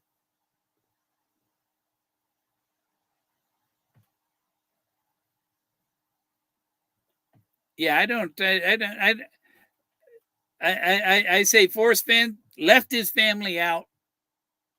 There's his business, his Hollywood stars, business partners, Doug Preston, the the people who run the big show, the big picture, the people that run the planet are behind this.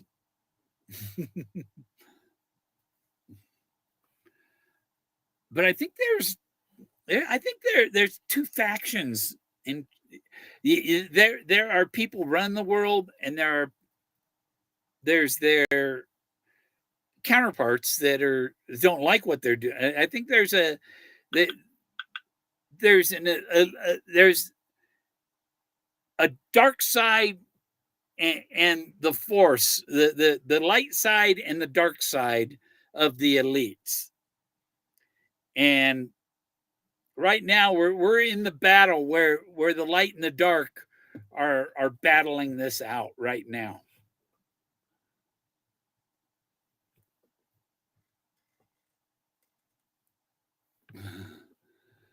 Yeah, my ancestors made a deal with the pirates.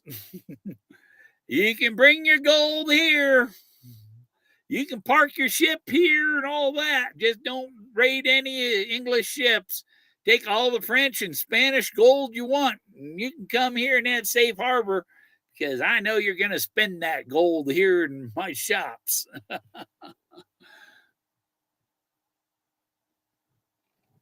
Yeah, the sale and the sale of the gallery and the house. I I don't think there's the house doesn't say pending yet, so there's no offer on it. But the price was set. Uh, the appraisal site, the county assessor site says the house is worth 2.5 million, and they're asking for twice that because it's Forrest Fenn. Now the thing is, most people aren't gonna spend that because it's Forrest Fenn's money. It's gonna buy it, and it's gonna. I think it's all part of the big picture is the big picture. You can have your hopes up and whatever. That'd be nice. Hmm. Yeah, it's like they give you. It's not just the treasure; it's the kingdom. Or because right now it ain't jack shit. It was supposed to be that treasure chest. And now there's somebody else out there partying it up and having a great time. There's, I mean, even, other searchers, their house burned down and they bought a house. Oh, Bill Gorman smokes pot, so we can't give him. But you did that for them. Replace their pot farm.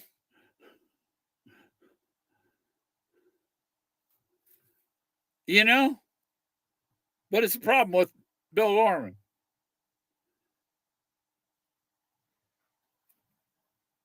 And alcoholics aren't, alcohol's much worse than pot. Flies are coming in. Sunset time. No, it ain't sunset yet. Am I still? Nope.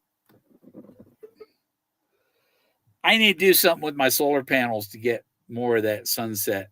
When the sun's low, it doesn't come straight. My panels are all facing straight up.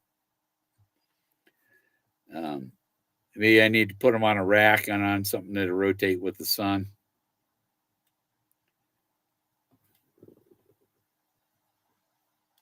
I got to figure out how to make an automatic one.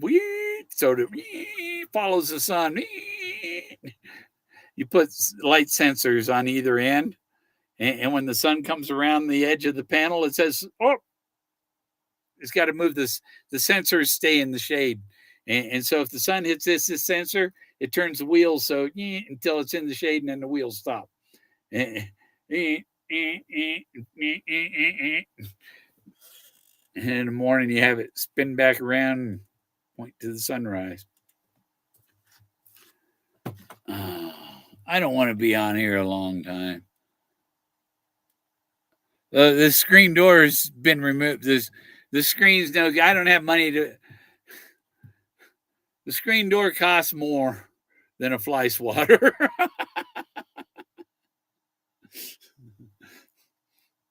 Yeah, the screen door is disabled, broken, and taken off. In the winter, it was keeping the door from latching even because of ice and stuff. And I took the door off. 9 a.m. Yeah. About 8:30, I can start getting some solar. And really, my panels are tilted a little more to the sunrise and the sunset. And I got one on top that I can stand up and turn. And that would probably do it, just having that one. If I took that one and mounted it on the side facing the sunset direction, that would be enough, I think. But right now, my batteries are too low for the inverter to turn the so even the sun is shining on my LEDs. I can't tell, but I'm still over 50 volts. And 48-volt batteries will go down to about 45. You automatically get up and rotate the panels with your sensors and get on. No, you know what I did with when I had the rotating one on the roof? I just have a paracord hanging either side of the RV. So you pull it this way or you pull it that way. And at the end of the day, you pull it so it's facing the sunrise and go to sleep. And in the morning, the sun hits it. You can't have a picture if the camera is broken. Yeah, there's no fly on the lens now. This is maybe a classic one. It had the fly on the lens. And I beat the privacy complaints about the witch videos. The witch is passed every time. But the courts need to tell YouTube, hey, this person making these privacy complaints is invalid. Stop harassing your customers because of this harassing lawyer. A lawyer with their head in their butt is no good.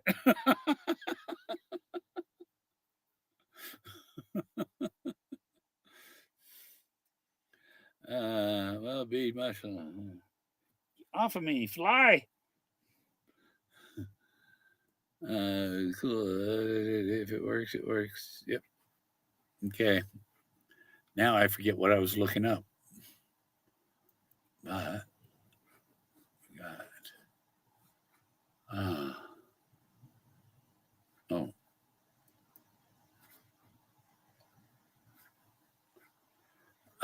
That FedEx smart post is the stupidest freaking. If they call it smart, it's stupid. Like a smartphone, like my smart computer. I don't have a Bluetooth device anymore. What do you do with it, computer? Yeah, order this stuff, and they shipped it FedEx Smart Post, which is FedEx that'll deliver to your mailbox. They FedEx takes it from New York to Denver, and then post office from Denver to here. But the thing arrived in Denver like 10 days ago, and it just left Denver yesterday. Oh, no, it might be in my mailbox today. I don't know. But it's like, what the fuck? Why does it take 10 days to get from Denver to here? You can drive that in 3 hours. And the trucks come down here every day. Why does it sit there for 3 days?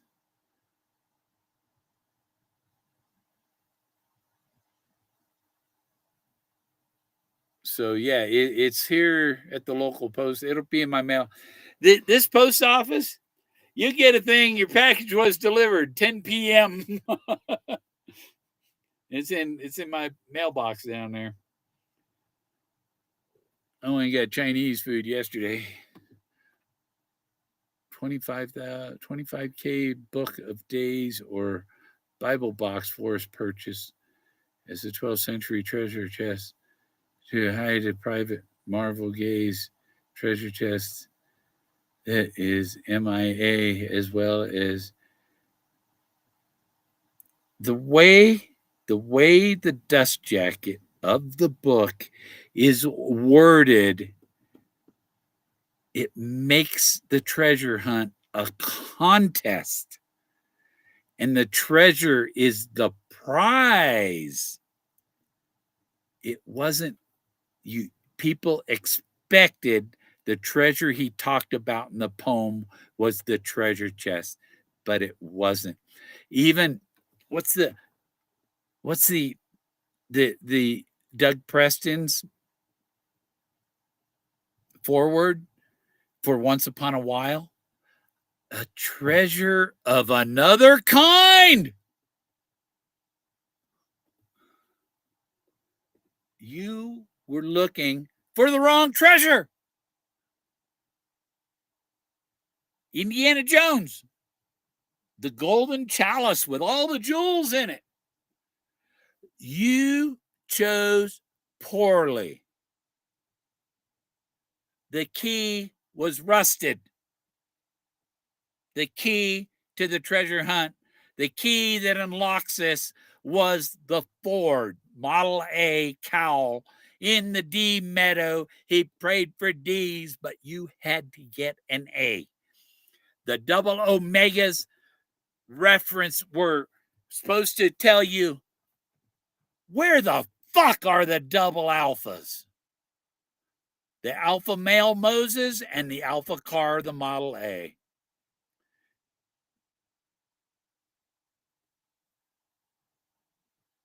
And if you don't understand that, again, dumb fuck. Dumb fucks don't understand, don't listen, don't try to comprehend, don't do any research or looking into it. The poem starts, as I have gone along in the last 2 stanzas, so and so, as above, so below. And I seen Candy try to plagiarize that. And I see Barbara try to plagiarize that. I have memes I made 4 or 5 years ago with that. I gave Forrest Fenn the Emerald Tablet of Thoth, like back in the Jamie drawing, I think is when I gave it to him. Before we ever heard of Barbara, before Candy ever brought up Thoth. But Street will talk about Candy about Thoth all fucking day long. Won't talk to Bill Gorman about Thoth. Why? Because Bill Gorman doesn't have a pussy.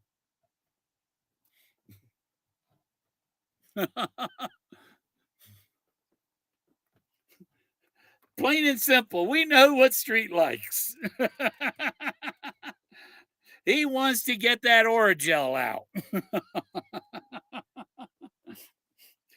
And he ain't getting near me with it, that's for sure.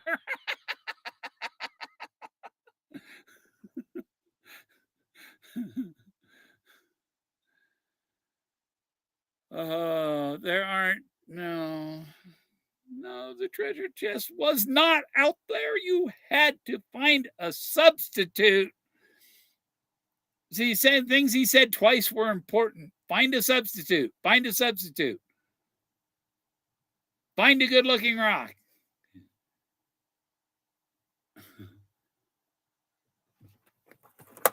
Find. Get out of here, fly.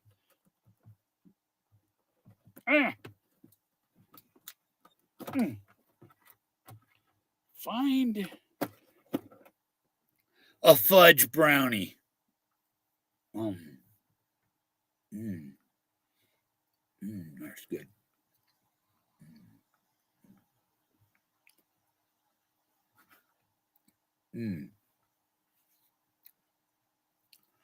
If you ever get dentures, when you go to get them and pick them up, they put them on. They put them on, and they, okay, how's that feel? And stuff, bite down.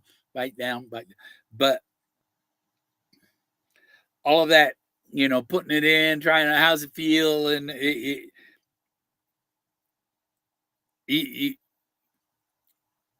they're not allowed to have you chew on something to see or something. But after you leave, like I left the dentist and I went and got my grandkids some ice cream. I got myself some ice cream too. Just eating ice cream, trying to bite and chew. Ow, ow, ow. So if you go to pick up your dentures, say, and brand new dentures, bring a fudge brownie, Milky Way, something soft, because just the movement, and because your tongue moves around when you're eating and stuff, when you're biting down and testing it, it doesn't, your mouth doesn't do the things it does when you eat. Because when I went to eat, I go, oh shit, that hurts. I wish I should have brought something to chew on, to something soft, to just test out how's the chewing working, all, because, and I had to wait a week before I could go back to the dentist and get it adjusted. And it's still, it still needs some adjusting. It's the flaps are too big on the sides. It's like this one over here is like going down. It's cutting into my cheek, and so it's like there's just too much on that, because it holds in there just fine. They're not moving at all. They're lodged in there like permanent. It's even hard to get them out once they get them fit right.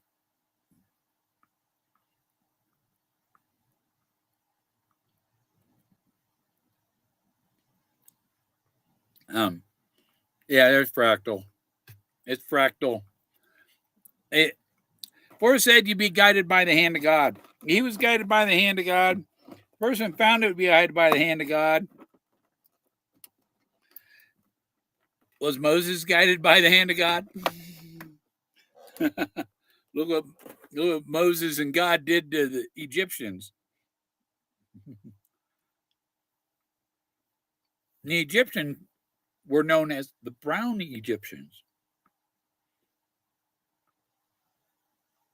So Egypt was the home of brown. Moses was put in below the home of brown in the Nile without a paddle. God told him, tell your people, don't come nigh.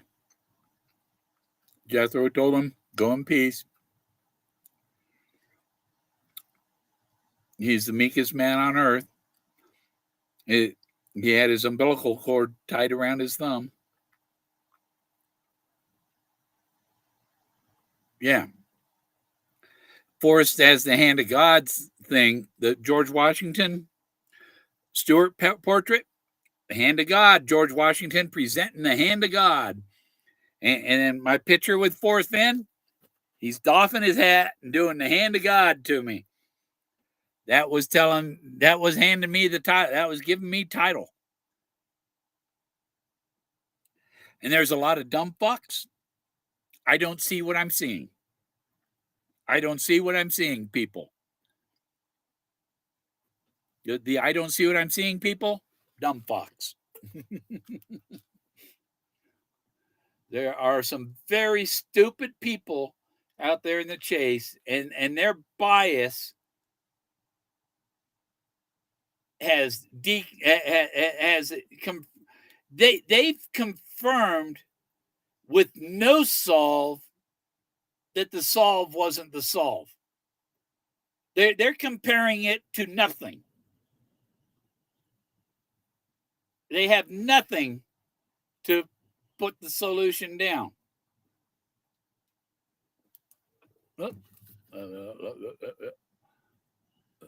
Tangible. Well, it's what tangible? Maybe I forgot.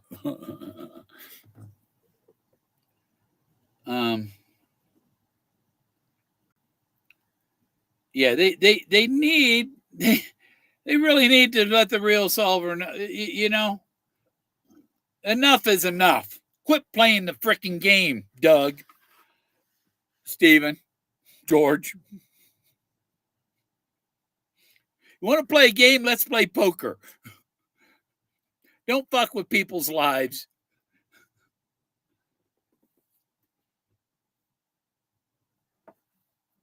You know, can we push them to kill somebody? How far do you want to push people? You know, no, we don't. You already got one guy in Arizona being pushed. You know, did you create that monster? If they would have given it to the real solver in 2020, some of the people might not have come out of the woodwork. There's a lot of people come out of the woodwork after it was found, including Greg.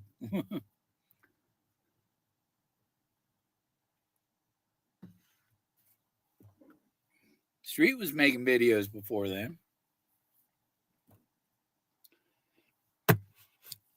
But, you know, when Street made it clear that I don't believe you're solved at all, so I'm gonna shout you down and not let you talk. Then I knew that, hey, somebody's not going to be part of the team when it's over. These are people that aren't. No. You know, it's like Santa. Who's been naughty? Who's been nice? And I know who the people are with their hand out already. They already got their hand out. Oh, I know Gorman figured it out. I'm just waiting to get that piece of that pie Gorman got. How many people plagiarize others' ideas? It's the home of Brown. Home of Brown is Boot Jack Ranch. Double Omegas. Omega. Boot Jack Ranch. And that's the best Boot Jack. I think it belongs in Forrest Fenn's house.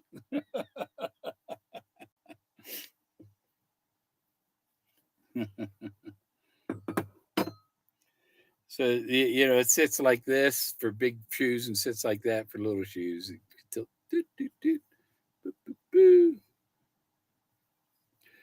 Yeah, it's a brass boot jack, or it's brass or bronze.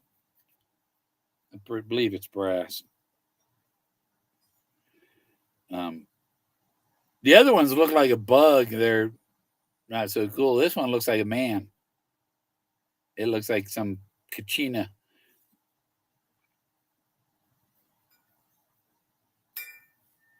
Yeah, get it to ring.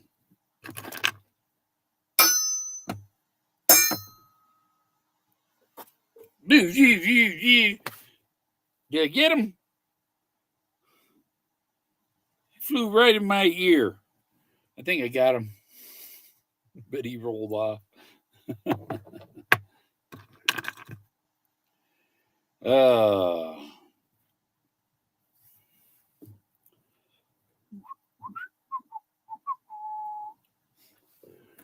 Hello, Billy Dolly Sparks. Yeah. What's your dwell? What are you dwelling on, Sparks? 28. Have you? No, I'm not working on any other treasure hunts. This one was enough. I'm not interested in other treasure hunts. Like a lot of people learned from this treasure hunt, most of the people that go hunting the treasure are cutthroat. they're cutthroat. It's all me. Get the gold. Fuck everybody.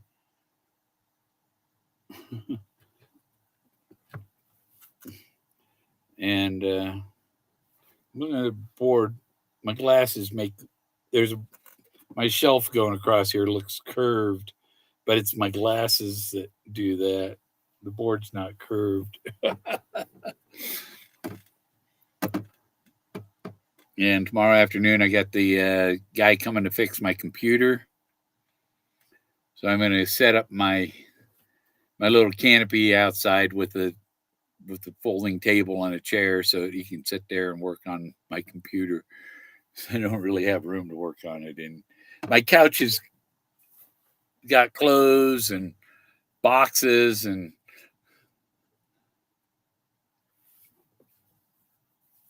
I've lived in this RV for almost 10 years. And when you live in an RV for 10 years, it starts getting filled up with the things that you accumulate. And I need a bigger place to organize my stuff. There's no room to organize. It's just stack it there.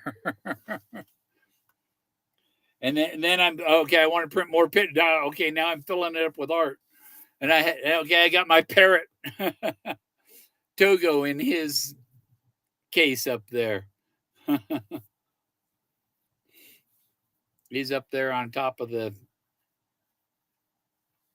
up straight ahead of me, right over the computer screen. I put him close where I can keep an eye on him. I want to get him. I got a little speaker set up with him. I need to run a thing to keep it charged, and it's Bluetooth. I can.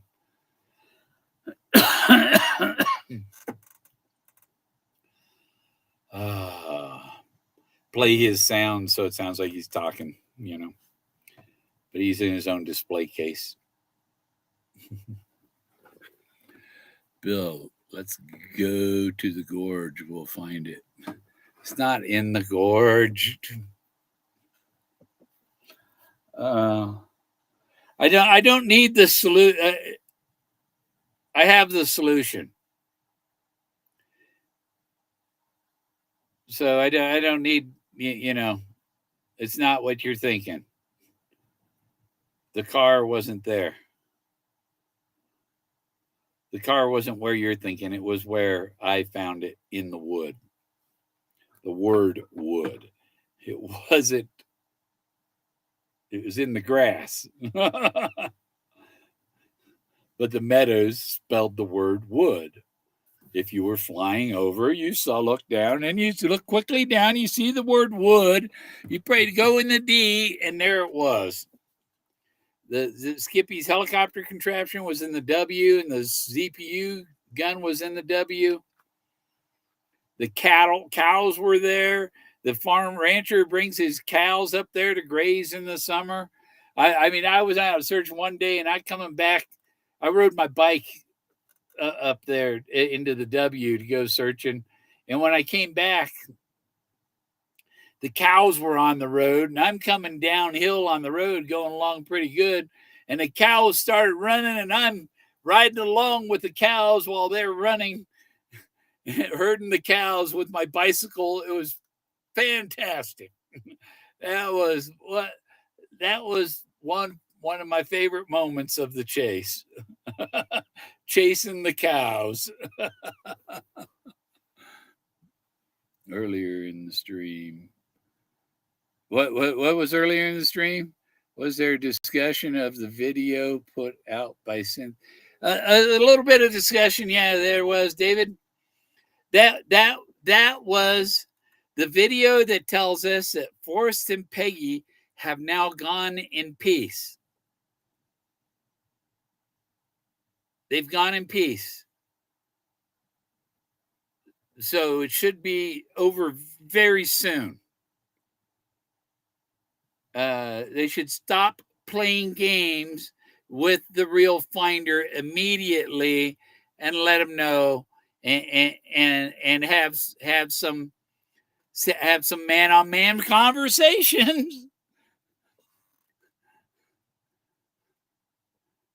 You know, I'm like, thank you. I'll be like, thank you. Aren't you going to tear my head off for playing games with you? No. Just give it to me and let me get the fuck out of here.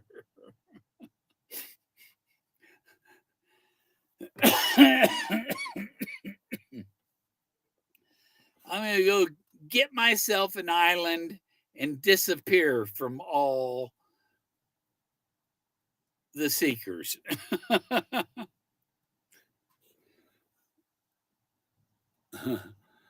Carl said so much in his part of the truth. Well, Carl did suggest that there was still a little bit he had left to do, or there was still a little bit of legal issue to take care of. It was almost over.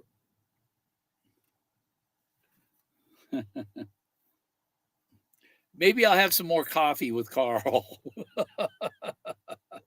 Spell coffee with a K, right?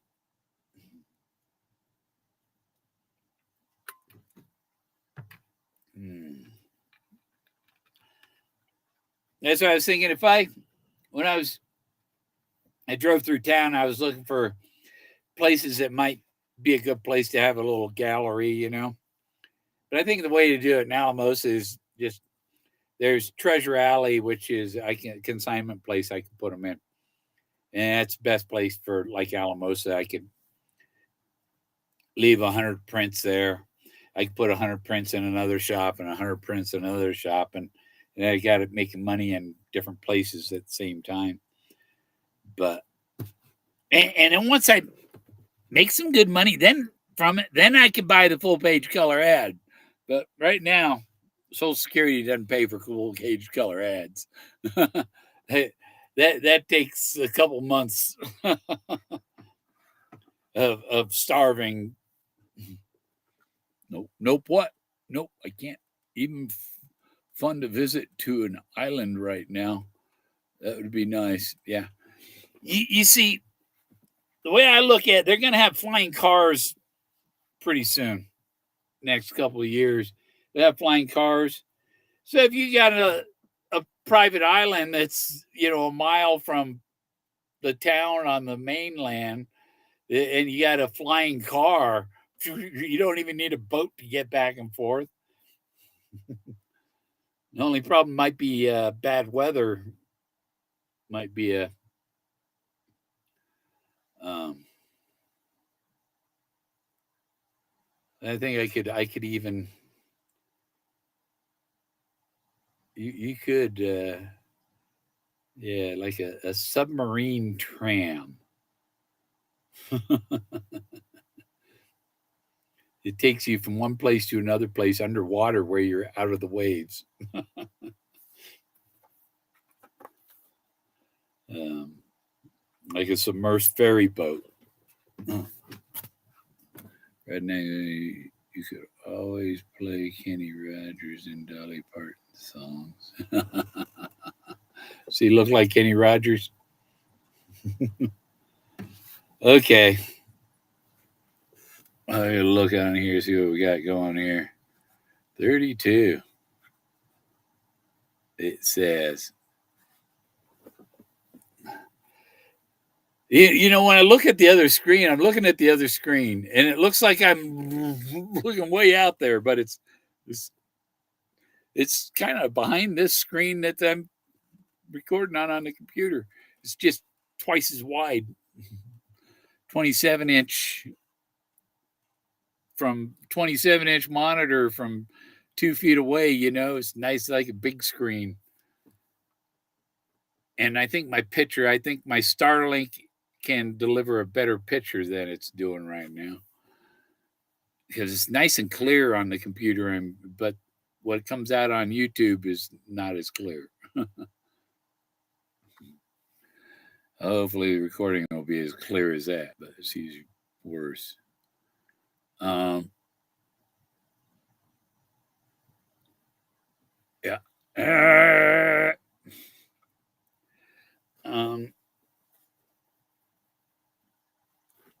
Yeah,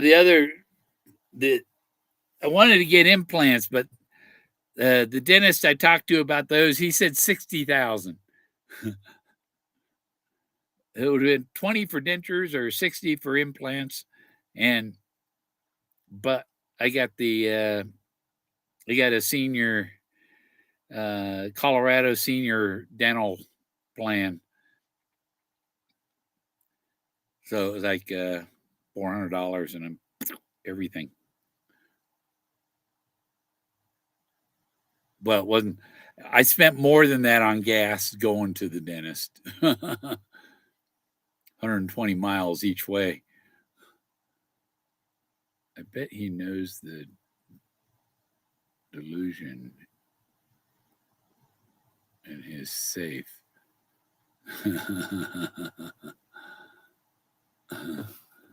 Carl saying how much he talked about treasure.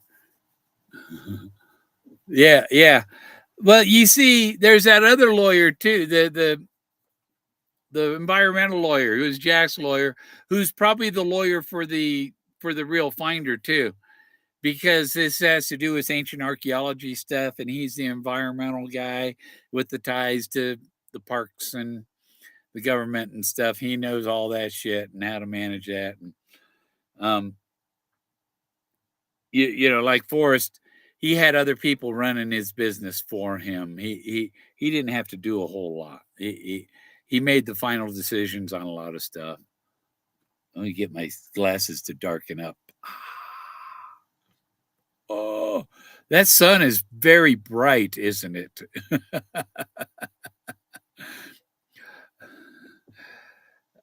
I saw this spirit. He was glowing. He was full of light. He had one eye open. The other wasn't closed. It was just, I look freaky right now. The blue from my eye is reflecting onto the glass of my glasses. And my other eyeball is showing up here. That's pretty freaky. It's a lot like the art out there. You see, the reason a lot of these rock sculptures have one eye open and one eye closed, it is because of the light and the dark. the force versus the dark side, the daylight versus nighttime. You see that sun is just going behind the wall over. I put my face more forward and get it all lit up again.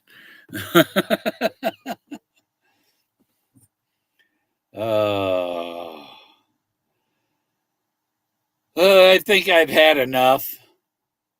And I bet David doesn't mention. Hey, Bill Gorman said this. Bill Gorman thinks that that's the ceremony was the Go in Peace ceremony.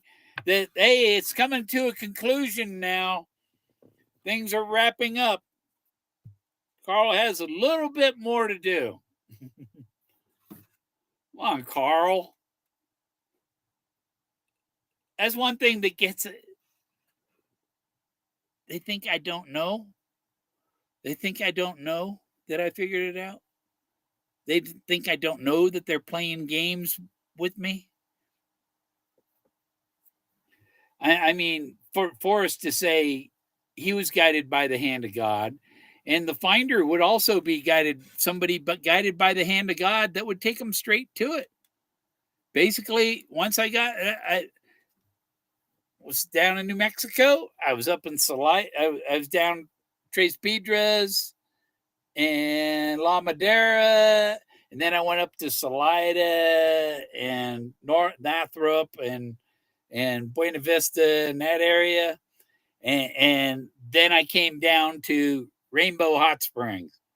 So I was looking for Rainbow Trail in Poncha Springs. And what comes up is Rainbow Hot Springs. And I'm thinking, okay, to find the end of his rainbow, I got to start at the beginning of his rainbow. And that was Rainbow Hot Springs. But so I don't know if warm water halts, it can be Pagosa Hot Springs or it can be Rainbow Hot Springs. Either one of them lead you to the home of Brown. Either one of them. And that is double blazes. It is double. There's two answers.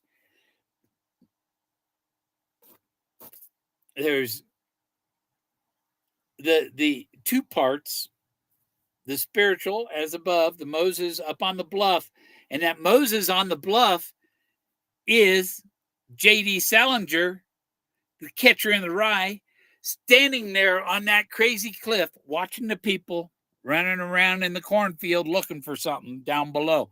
Well, in this case, it's not a cornfield, it's a forest. The Moses is standing on the bluff, looking down in the forest at all the people running around looking for something in the forest. But the Buffalo Cowboy car was like 4 miles from Moses, 4 miles away from where Moses was. Forrest walked home 4 miles barefoot in the cold, and he was soaking wet from crashing in the creek. It was worth the cold to go for that ride in that Buffalo Cowboy car, which is a Ford Roadster, which is American Graffiti, Suzanne Summers in a Ford Roadster, the Thunderbird, a Ford Model T-Bird.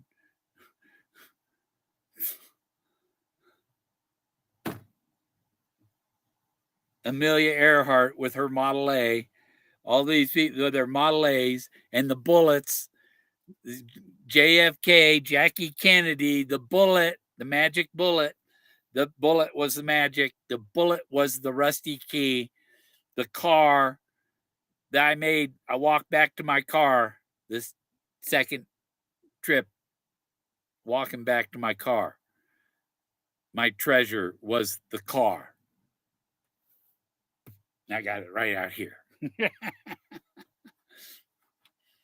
And I don't think anybody can steal it from me. So I think somebody could probably steal it, but they still know Bill Gorman's the one that found it. And the other thing was the seat cushion springs he was sitting on were there too.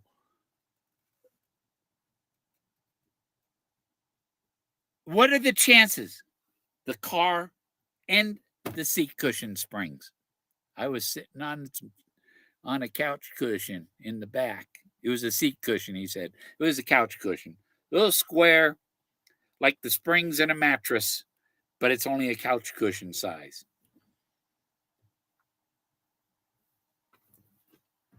I think I moved that. I think somebody else I talked to went up there and I think and grabbed the springs, but I found it first. Anybody else has those springs? Because I told them it was there. Yeah, the Red Sea, Moses.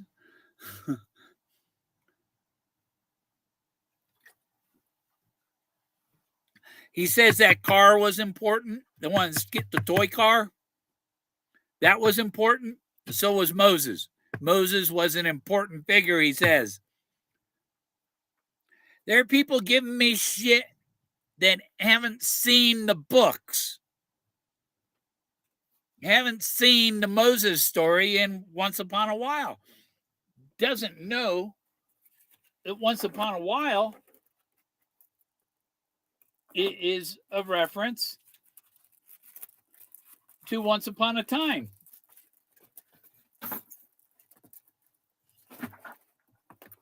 Oh, that's wood.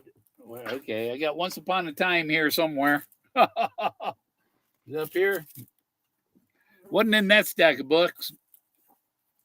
I got a reference for wood. I've got Seasons of America's Past. That's a Once Upon a While, basically. And what are the bridges? They're covered bridges.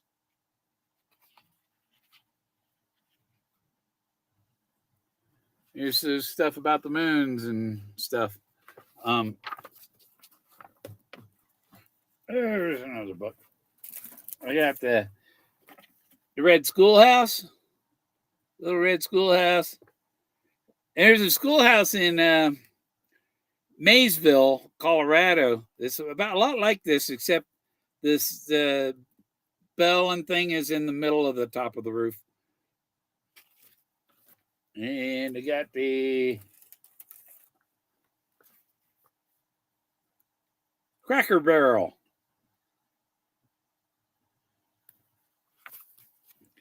And I bet you go through here, and I bet there's a lot of things in here that you'll find at the Cracker Barrel restaurant. I wonder if Eric Sloan owns, if he was tied to the restaurant in any way, or what the restaurant story is. Did they base their name of the restaurant after the book? Because this is like before the restaurant existed.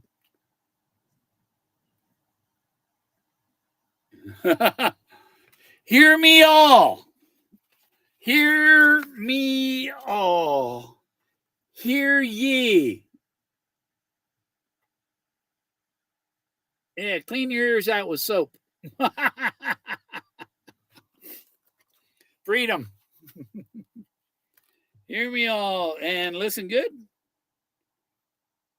The Terwilliger.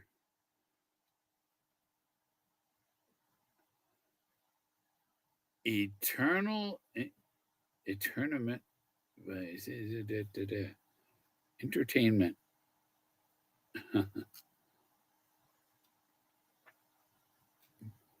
You split the words in half. And no dash. Dutch ovens. Seems like yesterday. I have a friend who just returned from a vacation. I asked him what had most impressed him. Well, he said, after some thought, I guess the most impressive thing was the speed at which I reached Japan. Our lives are too short, and that's such a time-saving and major step forward in civilization. You must have flown there then. All that time you saved by flying there. Your life would have had life experiences from a longer trip riding on a boat too.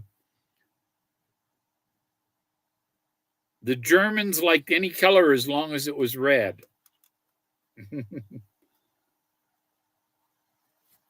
Okay, in the spice jars, there is the nutmeg flag. Okay, I'm trying to get it where it's not in there. The nutmeg flag. That's like the checkered flag, right?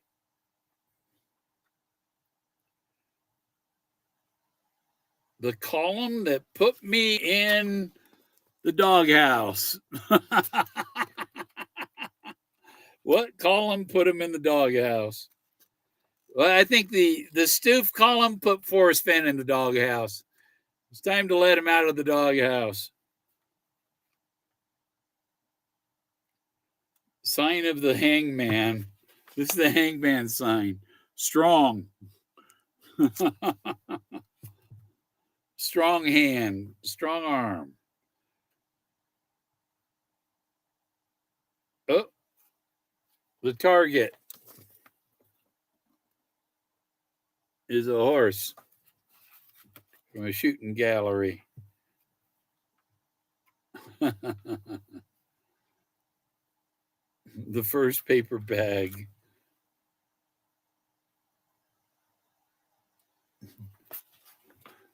John Fuzz was a bear. I wish I was a fuzzy wuzzy bear. I wish I was a fuzzy wuzzy bear. If I was a fuzzy wuzzy bear, I wouldn't have to wear no underwear. I wish I was a fuzzy wuzzy bear. And my dad used to tell me this one. I wish I was an apple on a tree. I wish I was an apple on a tree. If I was an apple on a tree, some girl come along, take a bite out of me. I wish I was an apple on a tree. Yeah.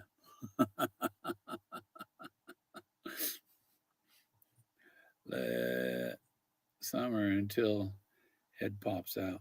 Yeah. Almost spilled my water. My doctor said, good.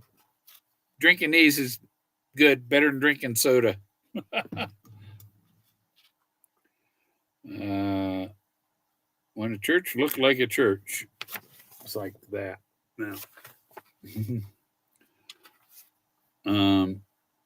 Heritage of age. Yeah. And my Buffalo Cowboy car is a heritage of age too. There's my folding table I got to get out.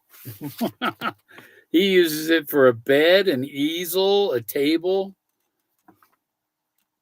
And what did Eric Sloan? He made his 2 trips across America, painting signs to pay his way. He was making money on the way, he painted signs on bridges and barns and churches and whatever. And that's how he made the money to drive to Taos and back.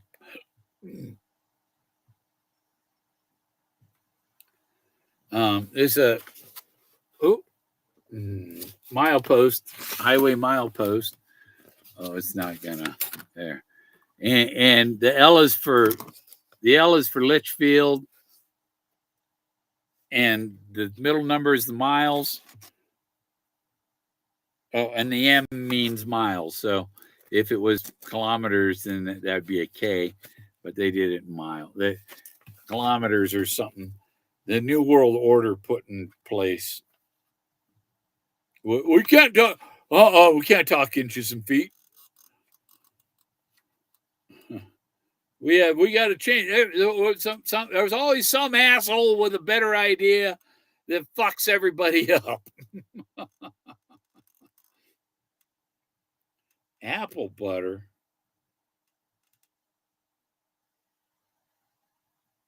Oh, I guess she got that long stick that she's cooking the apple butter. It has to stand far back from that apple butter. I guess it get pretty hot and boiling. You don't want it splashing on you and stuff. But what kind of weird tools to make apple butter?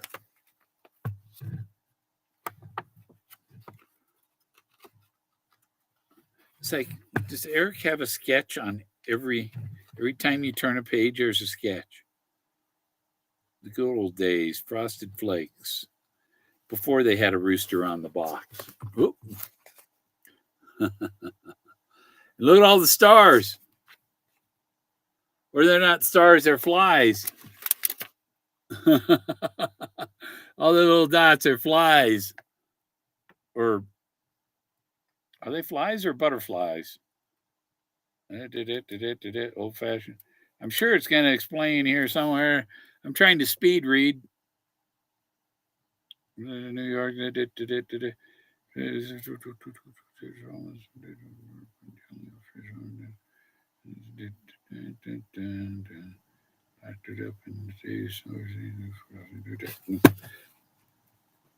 Yeah, I don't know if those are flies or butterflies because it's flutterby. Whoa. Being an antiquarian gives me the right to dwell in the past, now and then, and to deplore the loss of trade names like Packard Automobiles and Collier's Magazine, Zuzu Crackers, Gold Dust Cleaners. I even remember the old Sunday comics like Little Nemo, Happy Hooligan, Buster Brown, Foxy Grandpa, and Boob McNutt. Boob McNutt. It sounds like McCracken. He was a boob, wasn't he? But there was one breakfast food that hit the spot. It was called Fortified Flakes. It was crunchy, but not too crunchy. For years, I wondered what had come of that delight. And then I went to one of those health food stores. And while I was waiting for my crushed watercress juice, I spied a whole shelf full of fortified flakes. Fortified flakes, I cried aloud, and the proprietor dropped the glass of watercress juice. So what? He asked. So I went to buy that. I want to buy that whole shelf full, I answered. I've been looking for that stuff for years. That night I planned to recapture a bit of my past. On the way home, I got some cream and brown sugar and I lit candles, built a fire in the fireplace, and set out my fortified flakes on the dinner table with a feeling of nostalgic grandeur. I opened the box. It wasn't the fact that moths flew out of the box that really amazed me. That only disgusted me. The real wonder was that these creatures had never before seen the light of day, had never breathed outside air, and certainly had no room to have done any flying, yet without as much as a test hop, they warmed up out like wartime aces and filled my room with their flopping wings. I opened the box after box with the same results until my room was a complete blizzard pattern. Got all these moths flying around his room. Some weeks later, I went to the city and saw out of my health store friend. Do you remember me? I asked. Yes, indeed, he replied. I never forgot you. How were your fortified flakes? What fortified flakes? I said. Those boxes were full of moths. Of course, I expected this statement to astonish him, but no. His eyes lit up, and he pointed a commanding finger forward toward heaven. See, he cried. See what? I replied. Can't you see the wonder of it? He went on. Ordinary breakfast foods you buy nowadays won't support life like that. Only fortified flakes had the vitamins and nourishment to create such a miracle. Isn't that wonderful? I have a sister in New Jersey who is another one of those health via vitamin buffs, and I could hardly wait to tell her this story. It would put her in her place, I thought, at least to give her a good laugh at herself.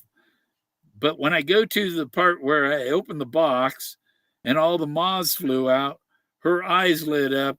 She pointed a commanding finger toward heaven and cried, See?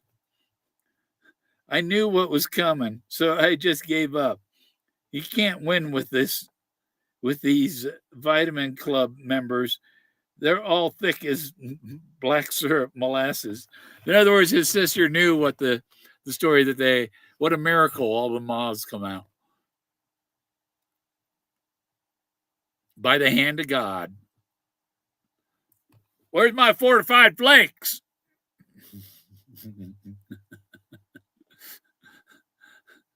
I could use some fortified flakes about now. And really, the last few, last couple times I got into the store, I got, you know what? I ain't drank milk for like 4 years. And maybe I should. I enjoyed eating cereal, but it's too much sugar and too much crap they put in the cereal. But so I was saying I get a half gallon of milk and some Captain Crunch or something. Buffalo was a gift, but most I buy at little mom and pop shops or auctions. Yeah, I have a friend out in California that has a taxidermy collection. He has everything: the moose, the elk, the impala, the deers, the boar, the bear. And he has a bear rug. He's got a complete set of taxidermy. He doesn't have the elephant though. Yeah, I got read some more of these Eric Sloan books. And I think I've gone long enough. You gonna miss me if I sign off?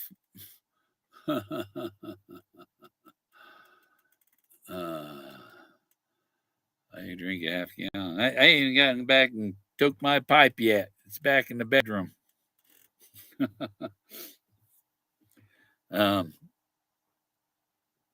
Okay. Maybe I can. Well, it really sucks. My computer, the sound. I'm used to my Bluetooth, but my computer Bluetooth died, and my computer's only like 4 months old, so they're putting a new Bluetooth in it tomorrow. My computer's going to the dentist.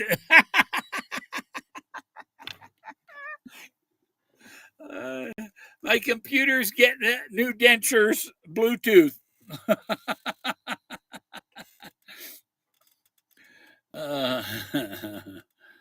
Yeah. All right. Yeah.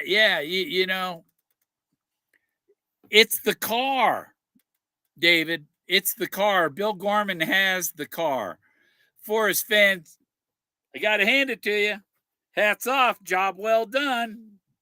You done it. Now I got to wear mildew. I said I'd never wear that hat, but I'm eating my words now because I'm wearing the hat. Nobody's going to find that. Oh, I'm never going to wear that hat. Oh, I'm wearing the hat. Somebody found it. That was 2017. By 2019, they had how are we going to end this all worked out? And they came up with Jack Stoof and all that shit. And now Forrest is now resting in peace. they've rested. They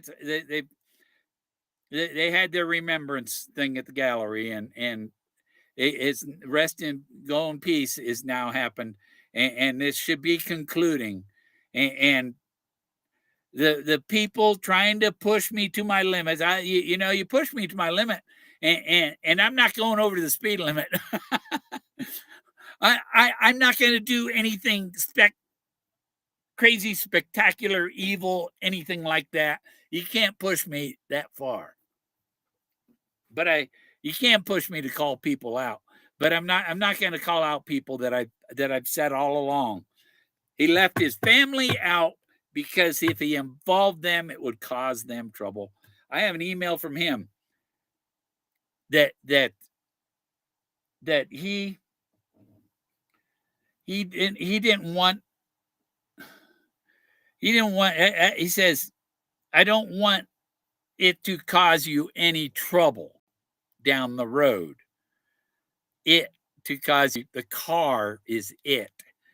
And I don't want it to cause you trouble down the road. I don't want your car to break down while you're going down the road with it, you know? We got this worked out. We're going to send you your thing. But I have no advice from, you know, you don't know if you're supposed to do this or do that. I just know that you're supposed to have respect for Forrest. Believe in him that he was good for his word. And it would be a real shame if a family member made him go against his word and made Forrest. If a family member told Forrest you can't give it to that person because blah blah blah blah blah, then they just made Forrest look like shit. So that's why I don't think even the people that did know wouldn't have told them everything. There's secrets. There are people that knew things, but they didn't know everything. They knew little part. They knew what they needed to know, but they didn't know the exact details. I don't cast, but I have a smelter. A smelter? Yeah.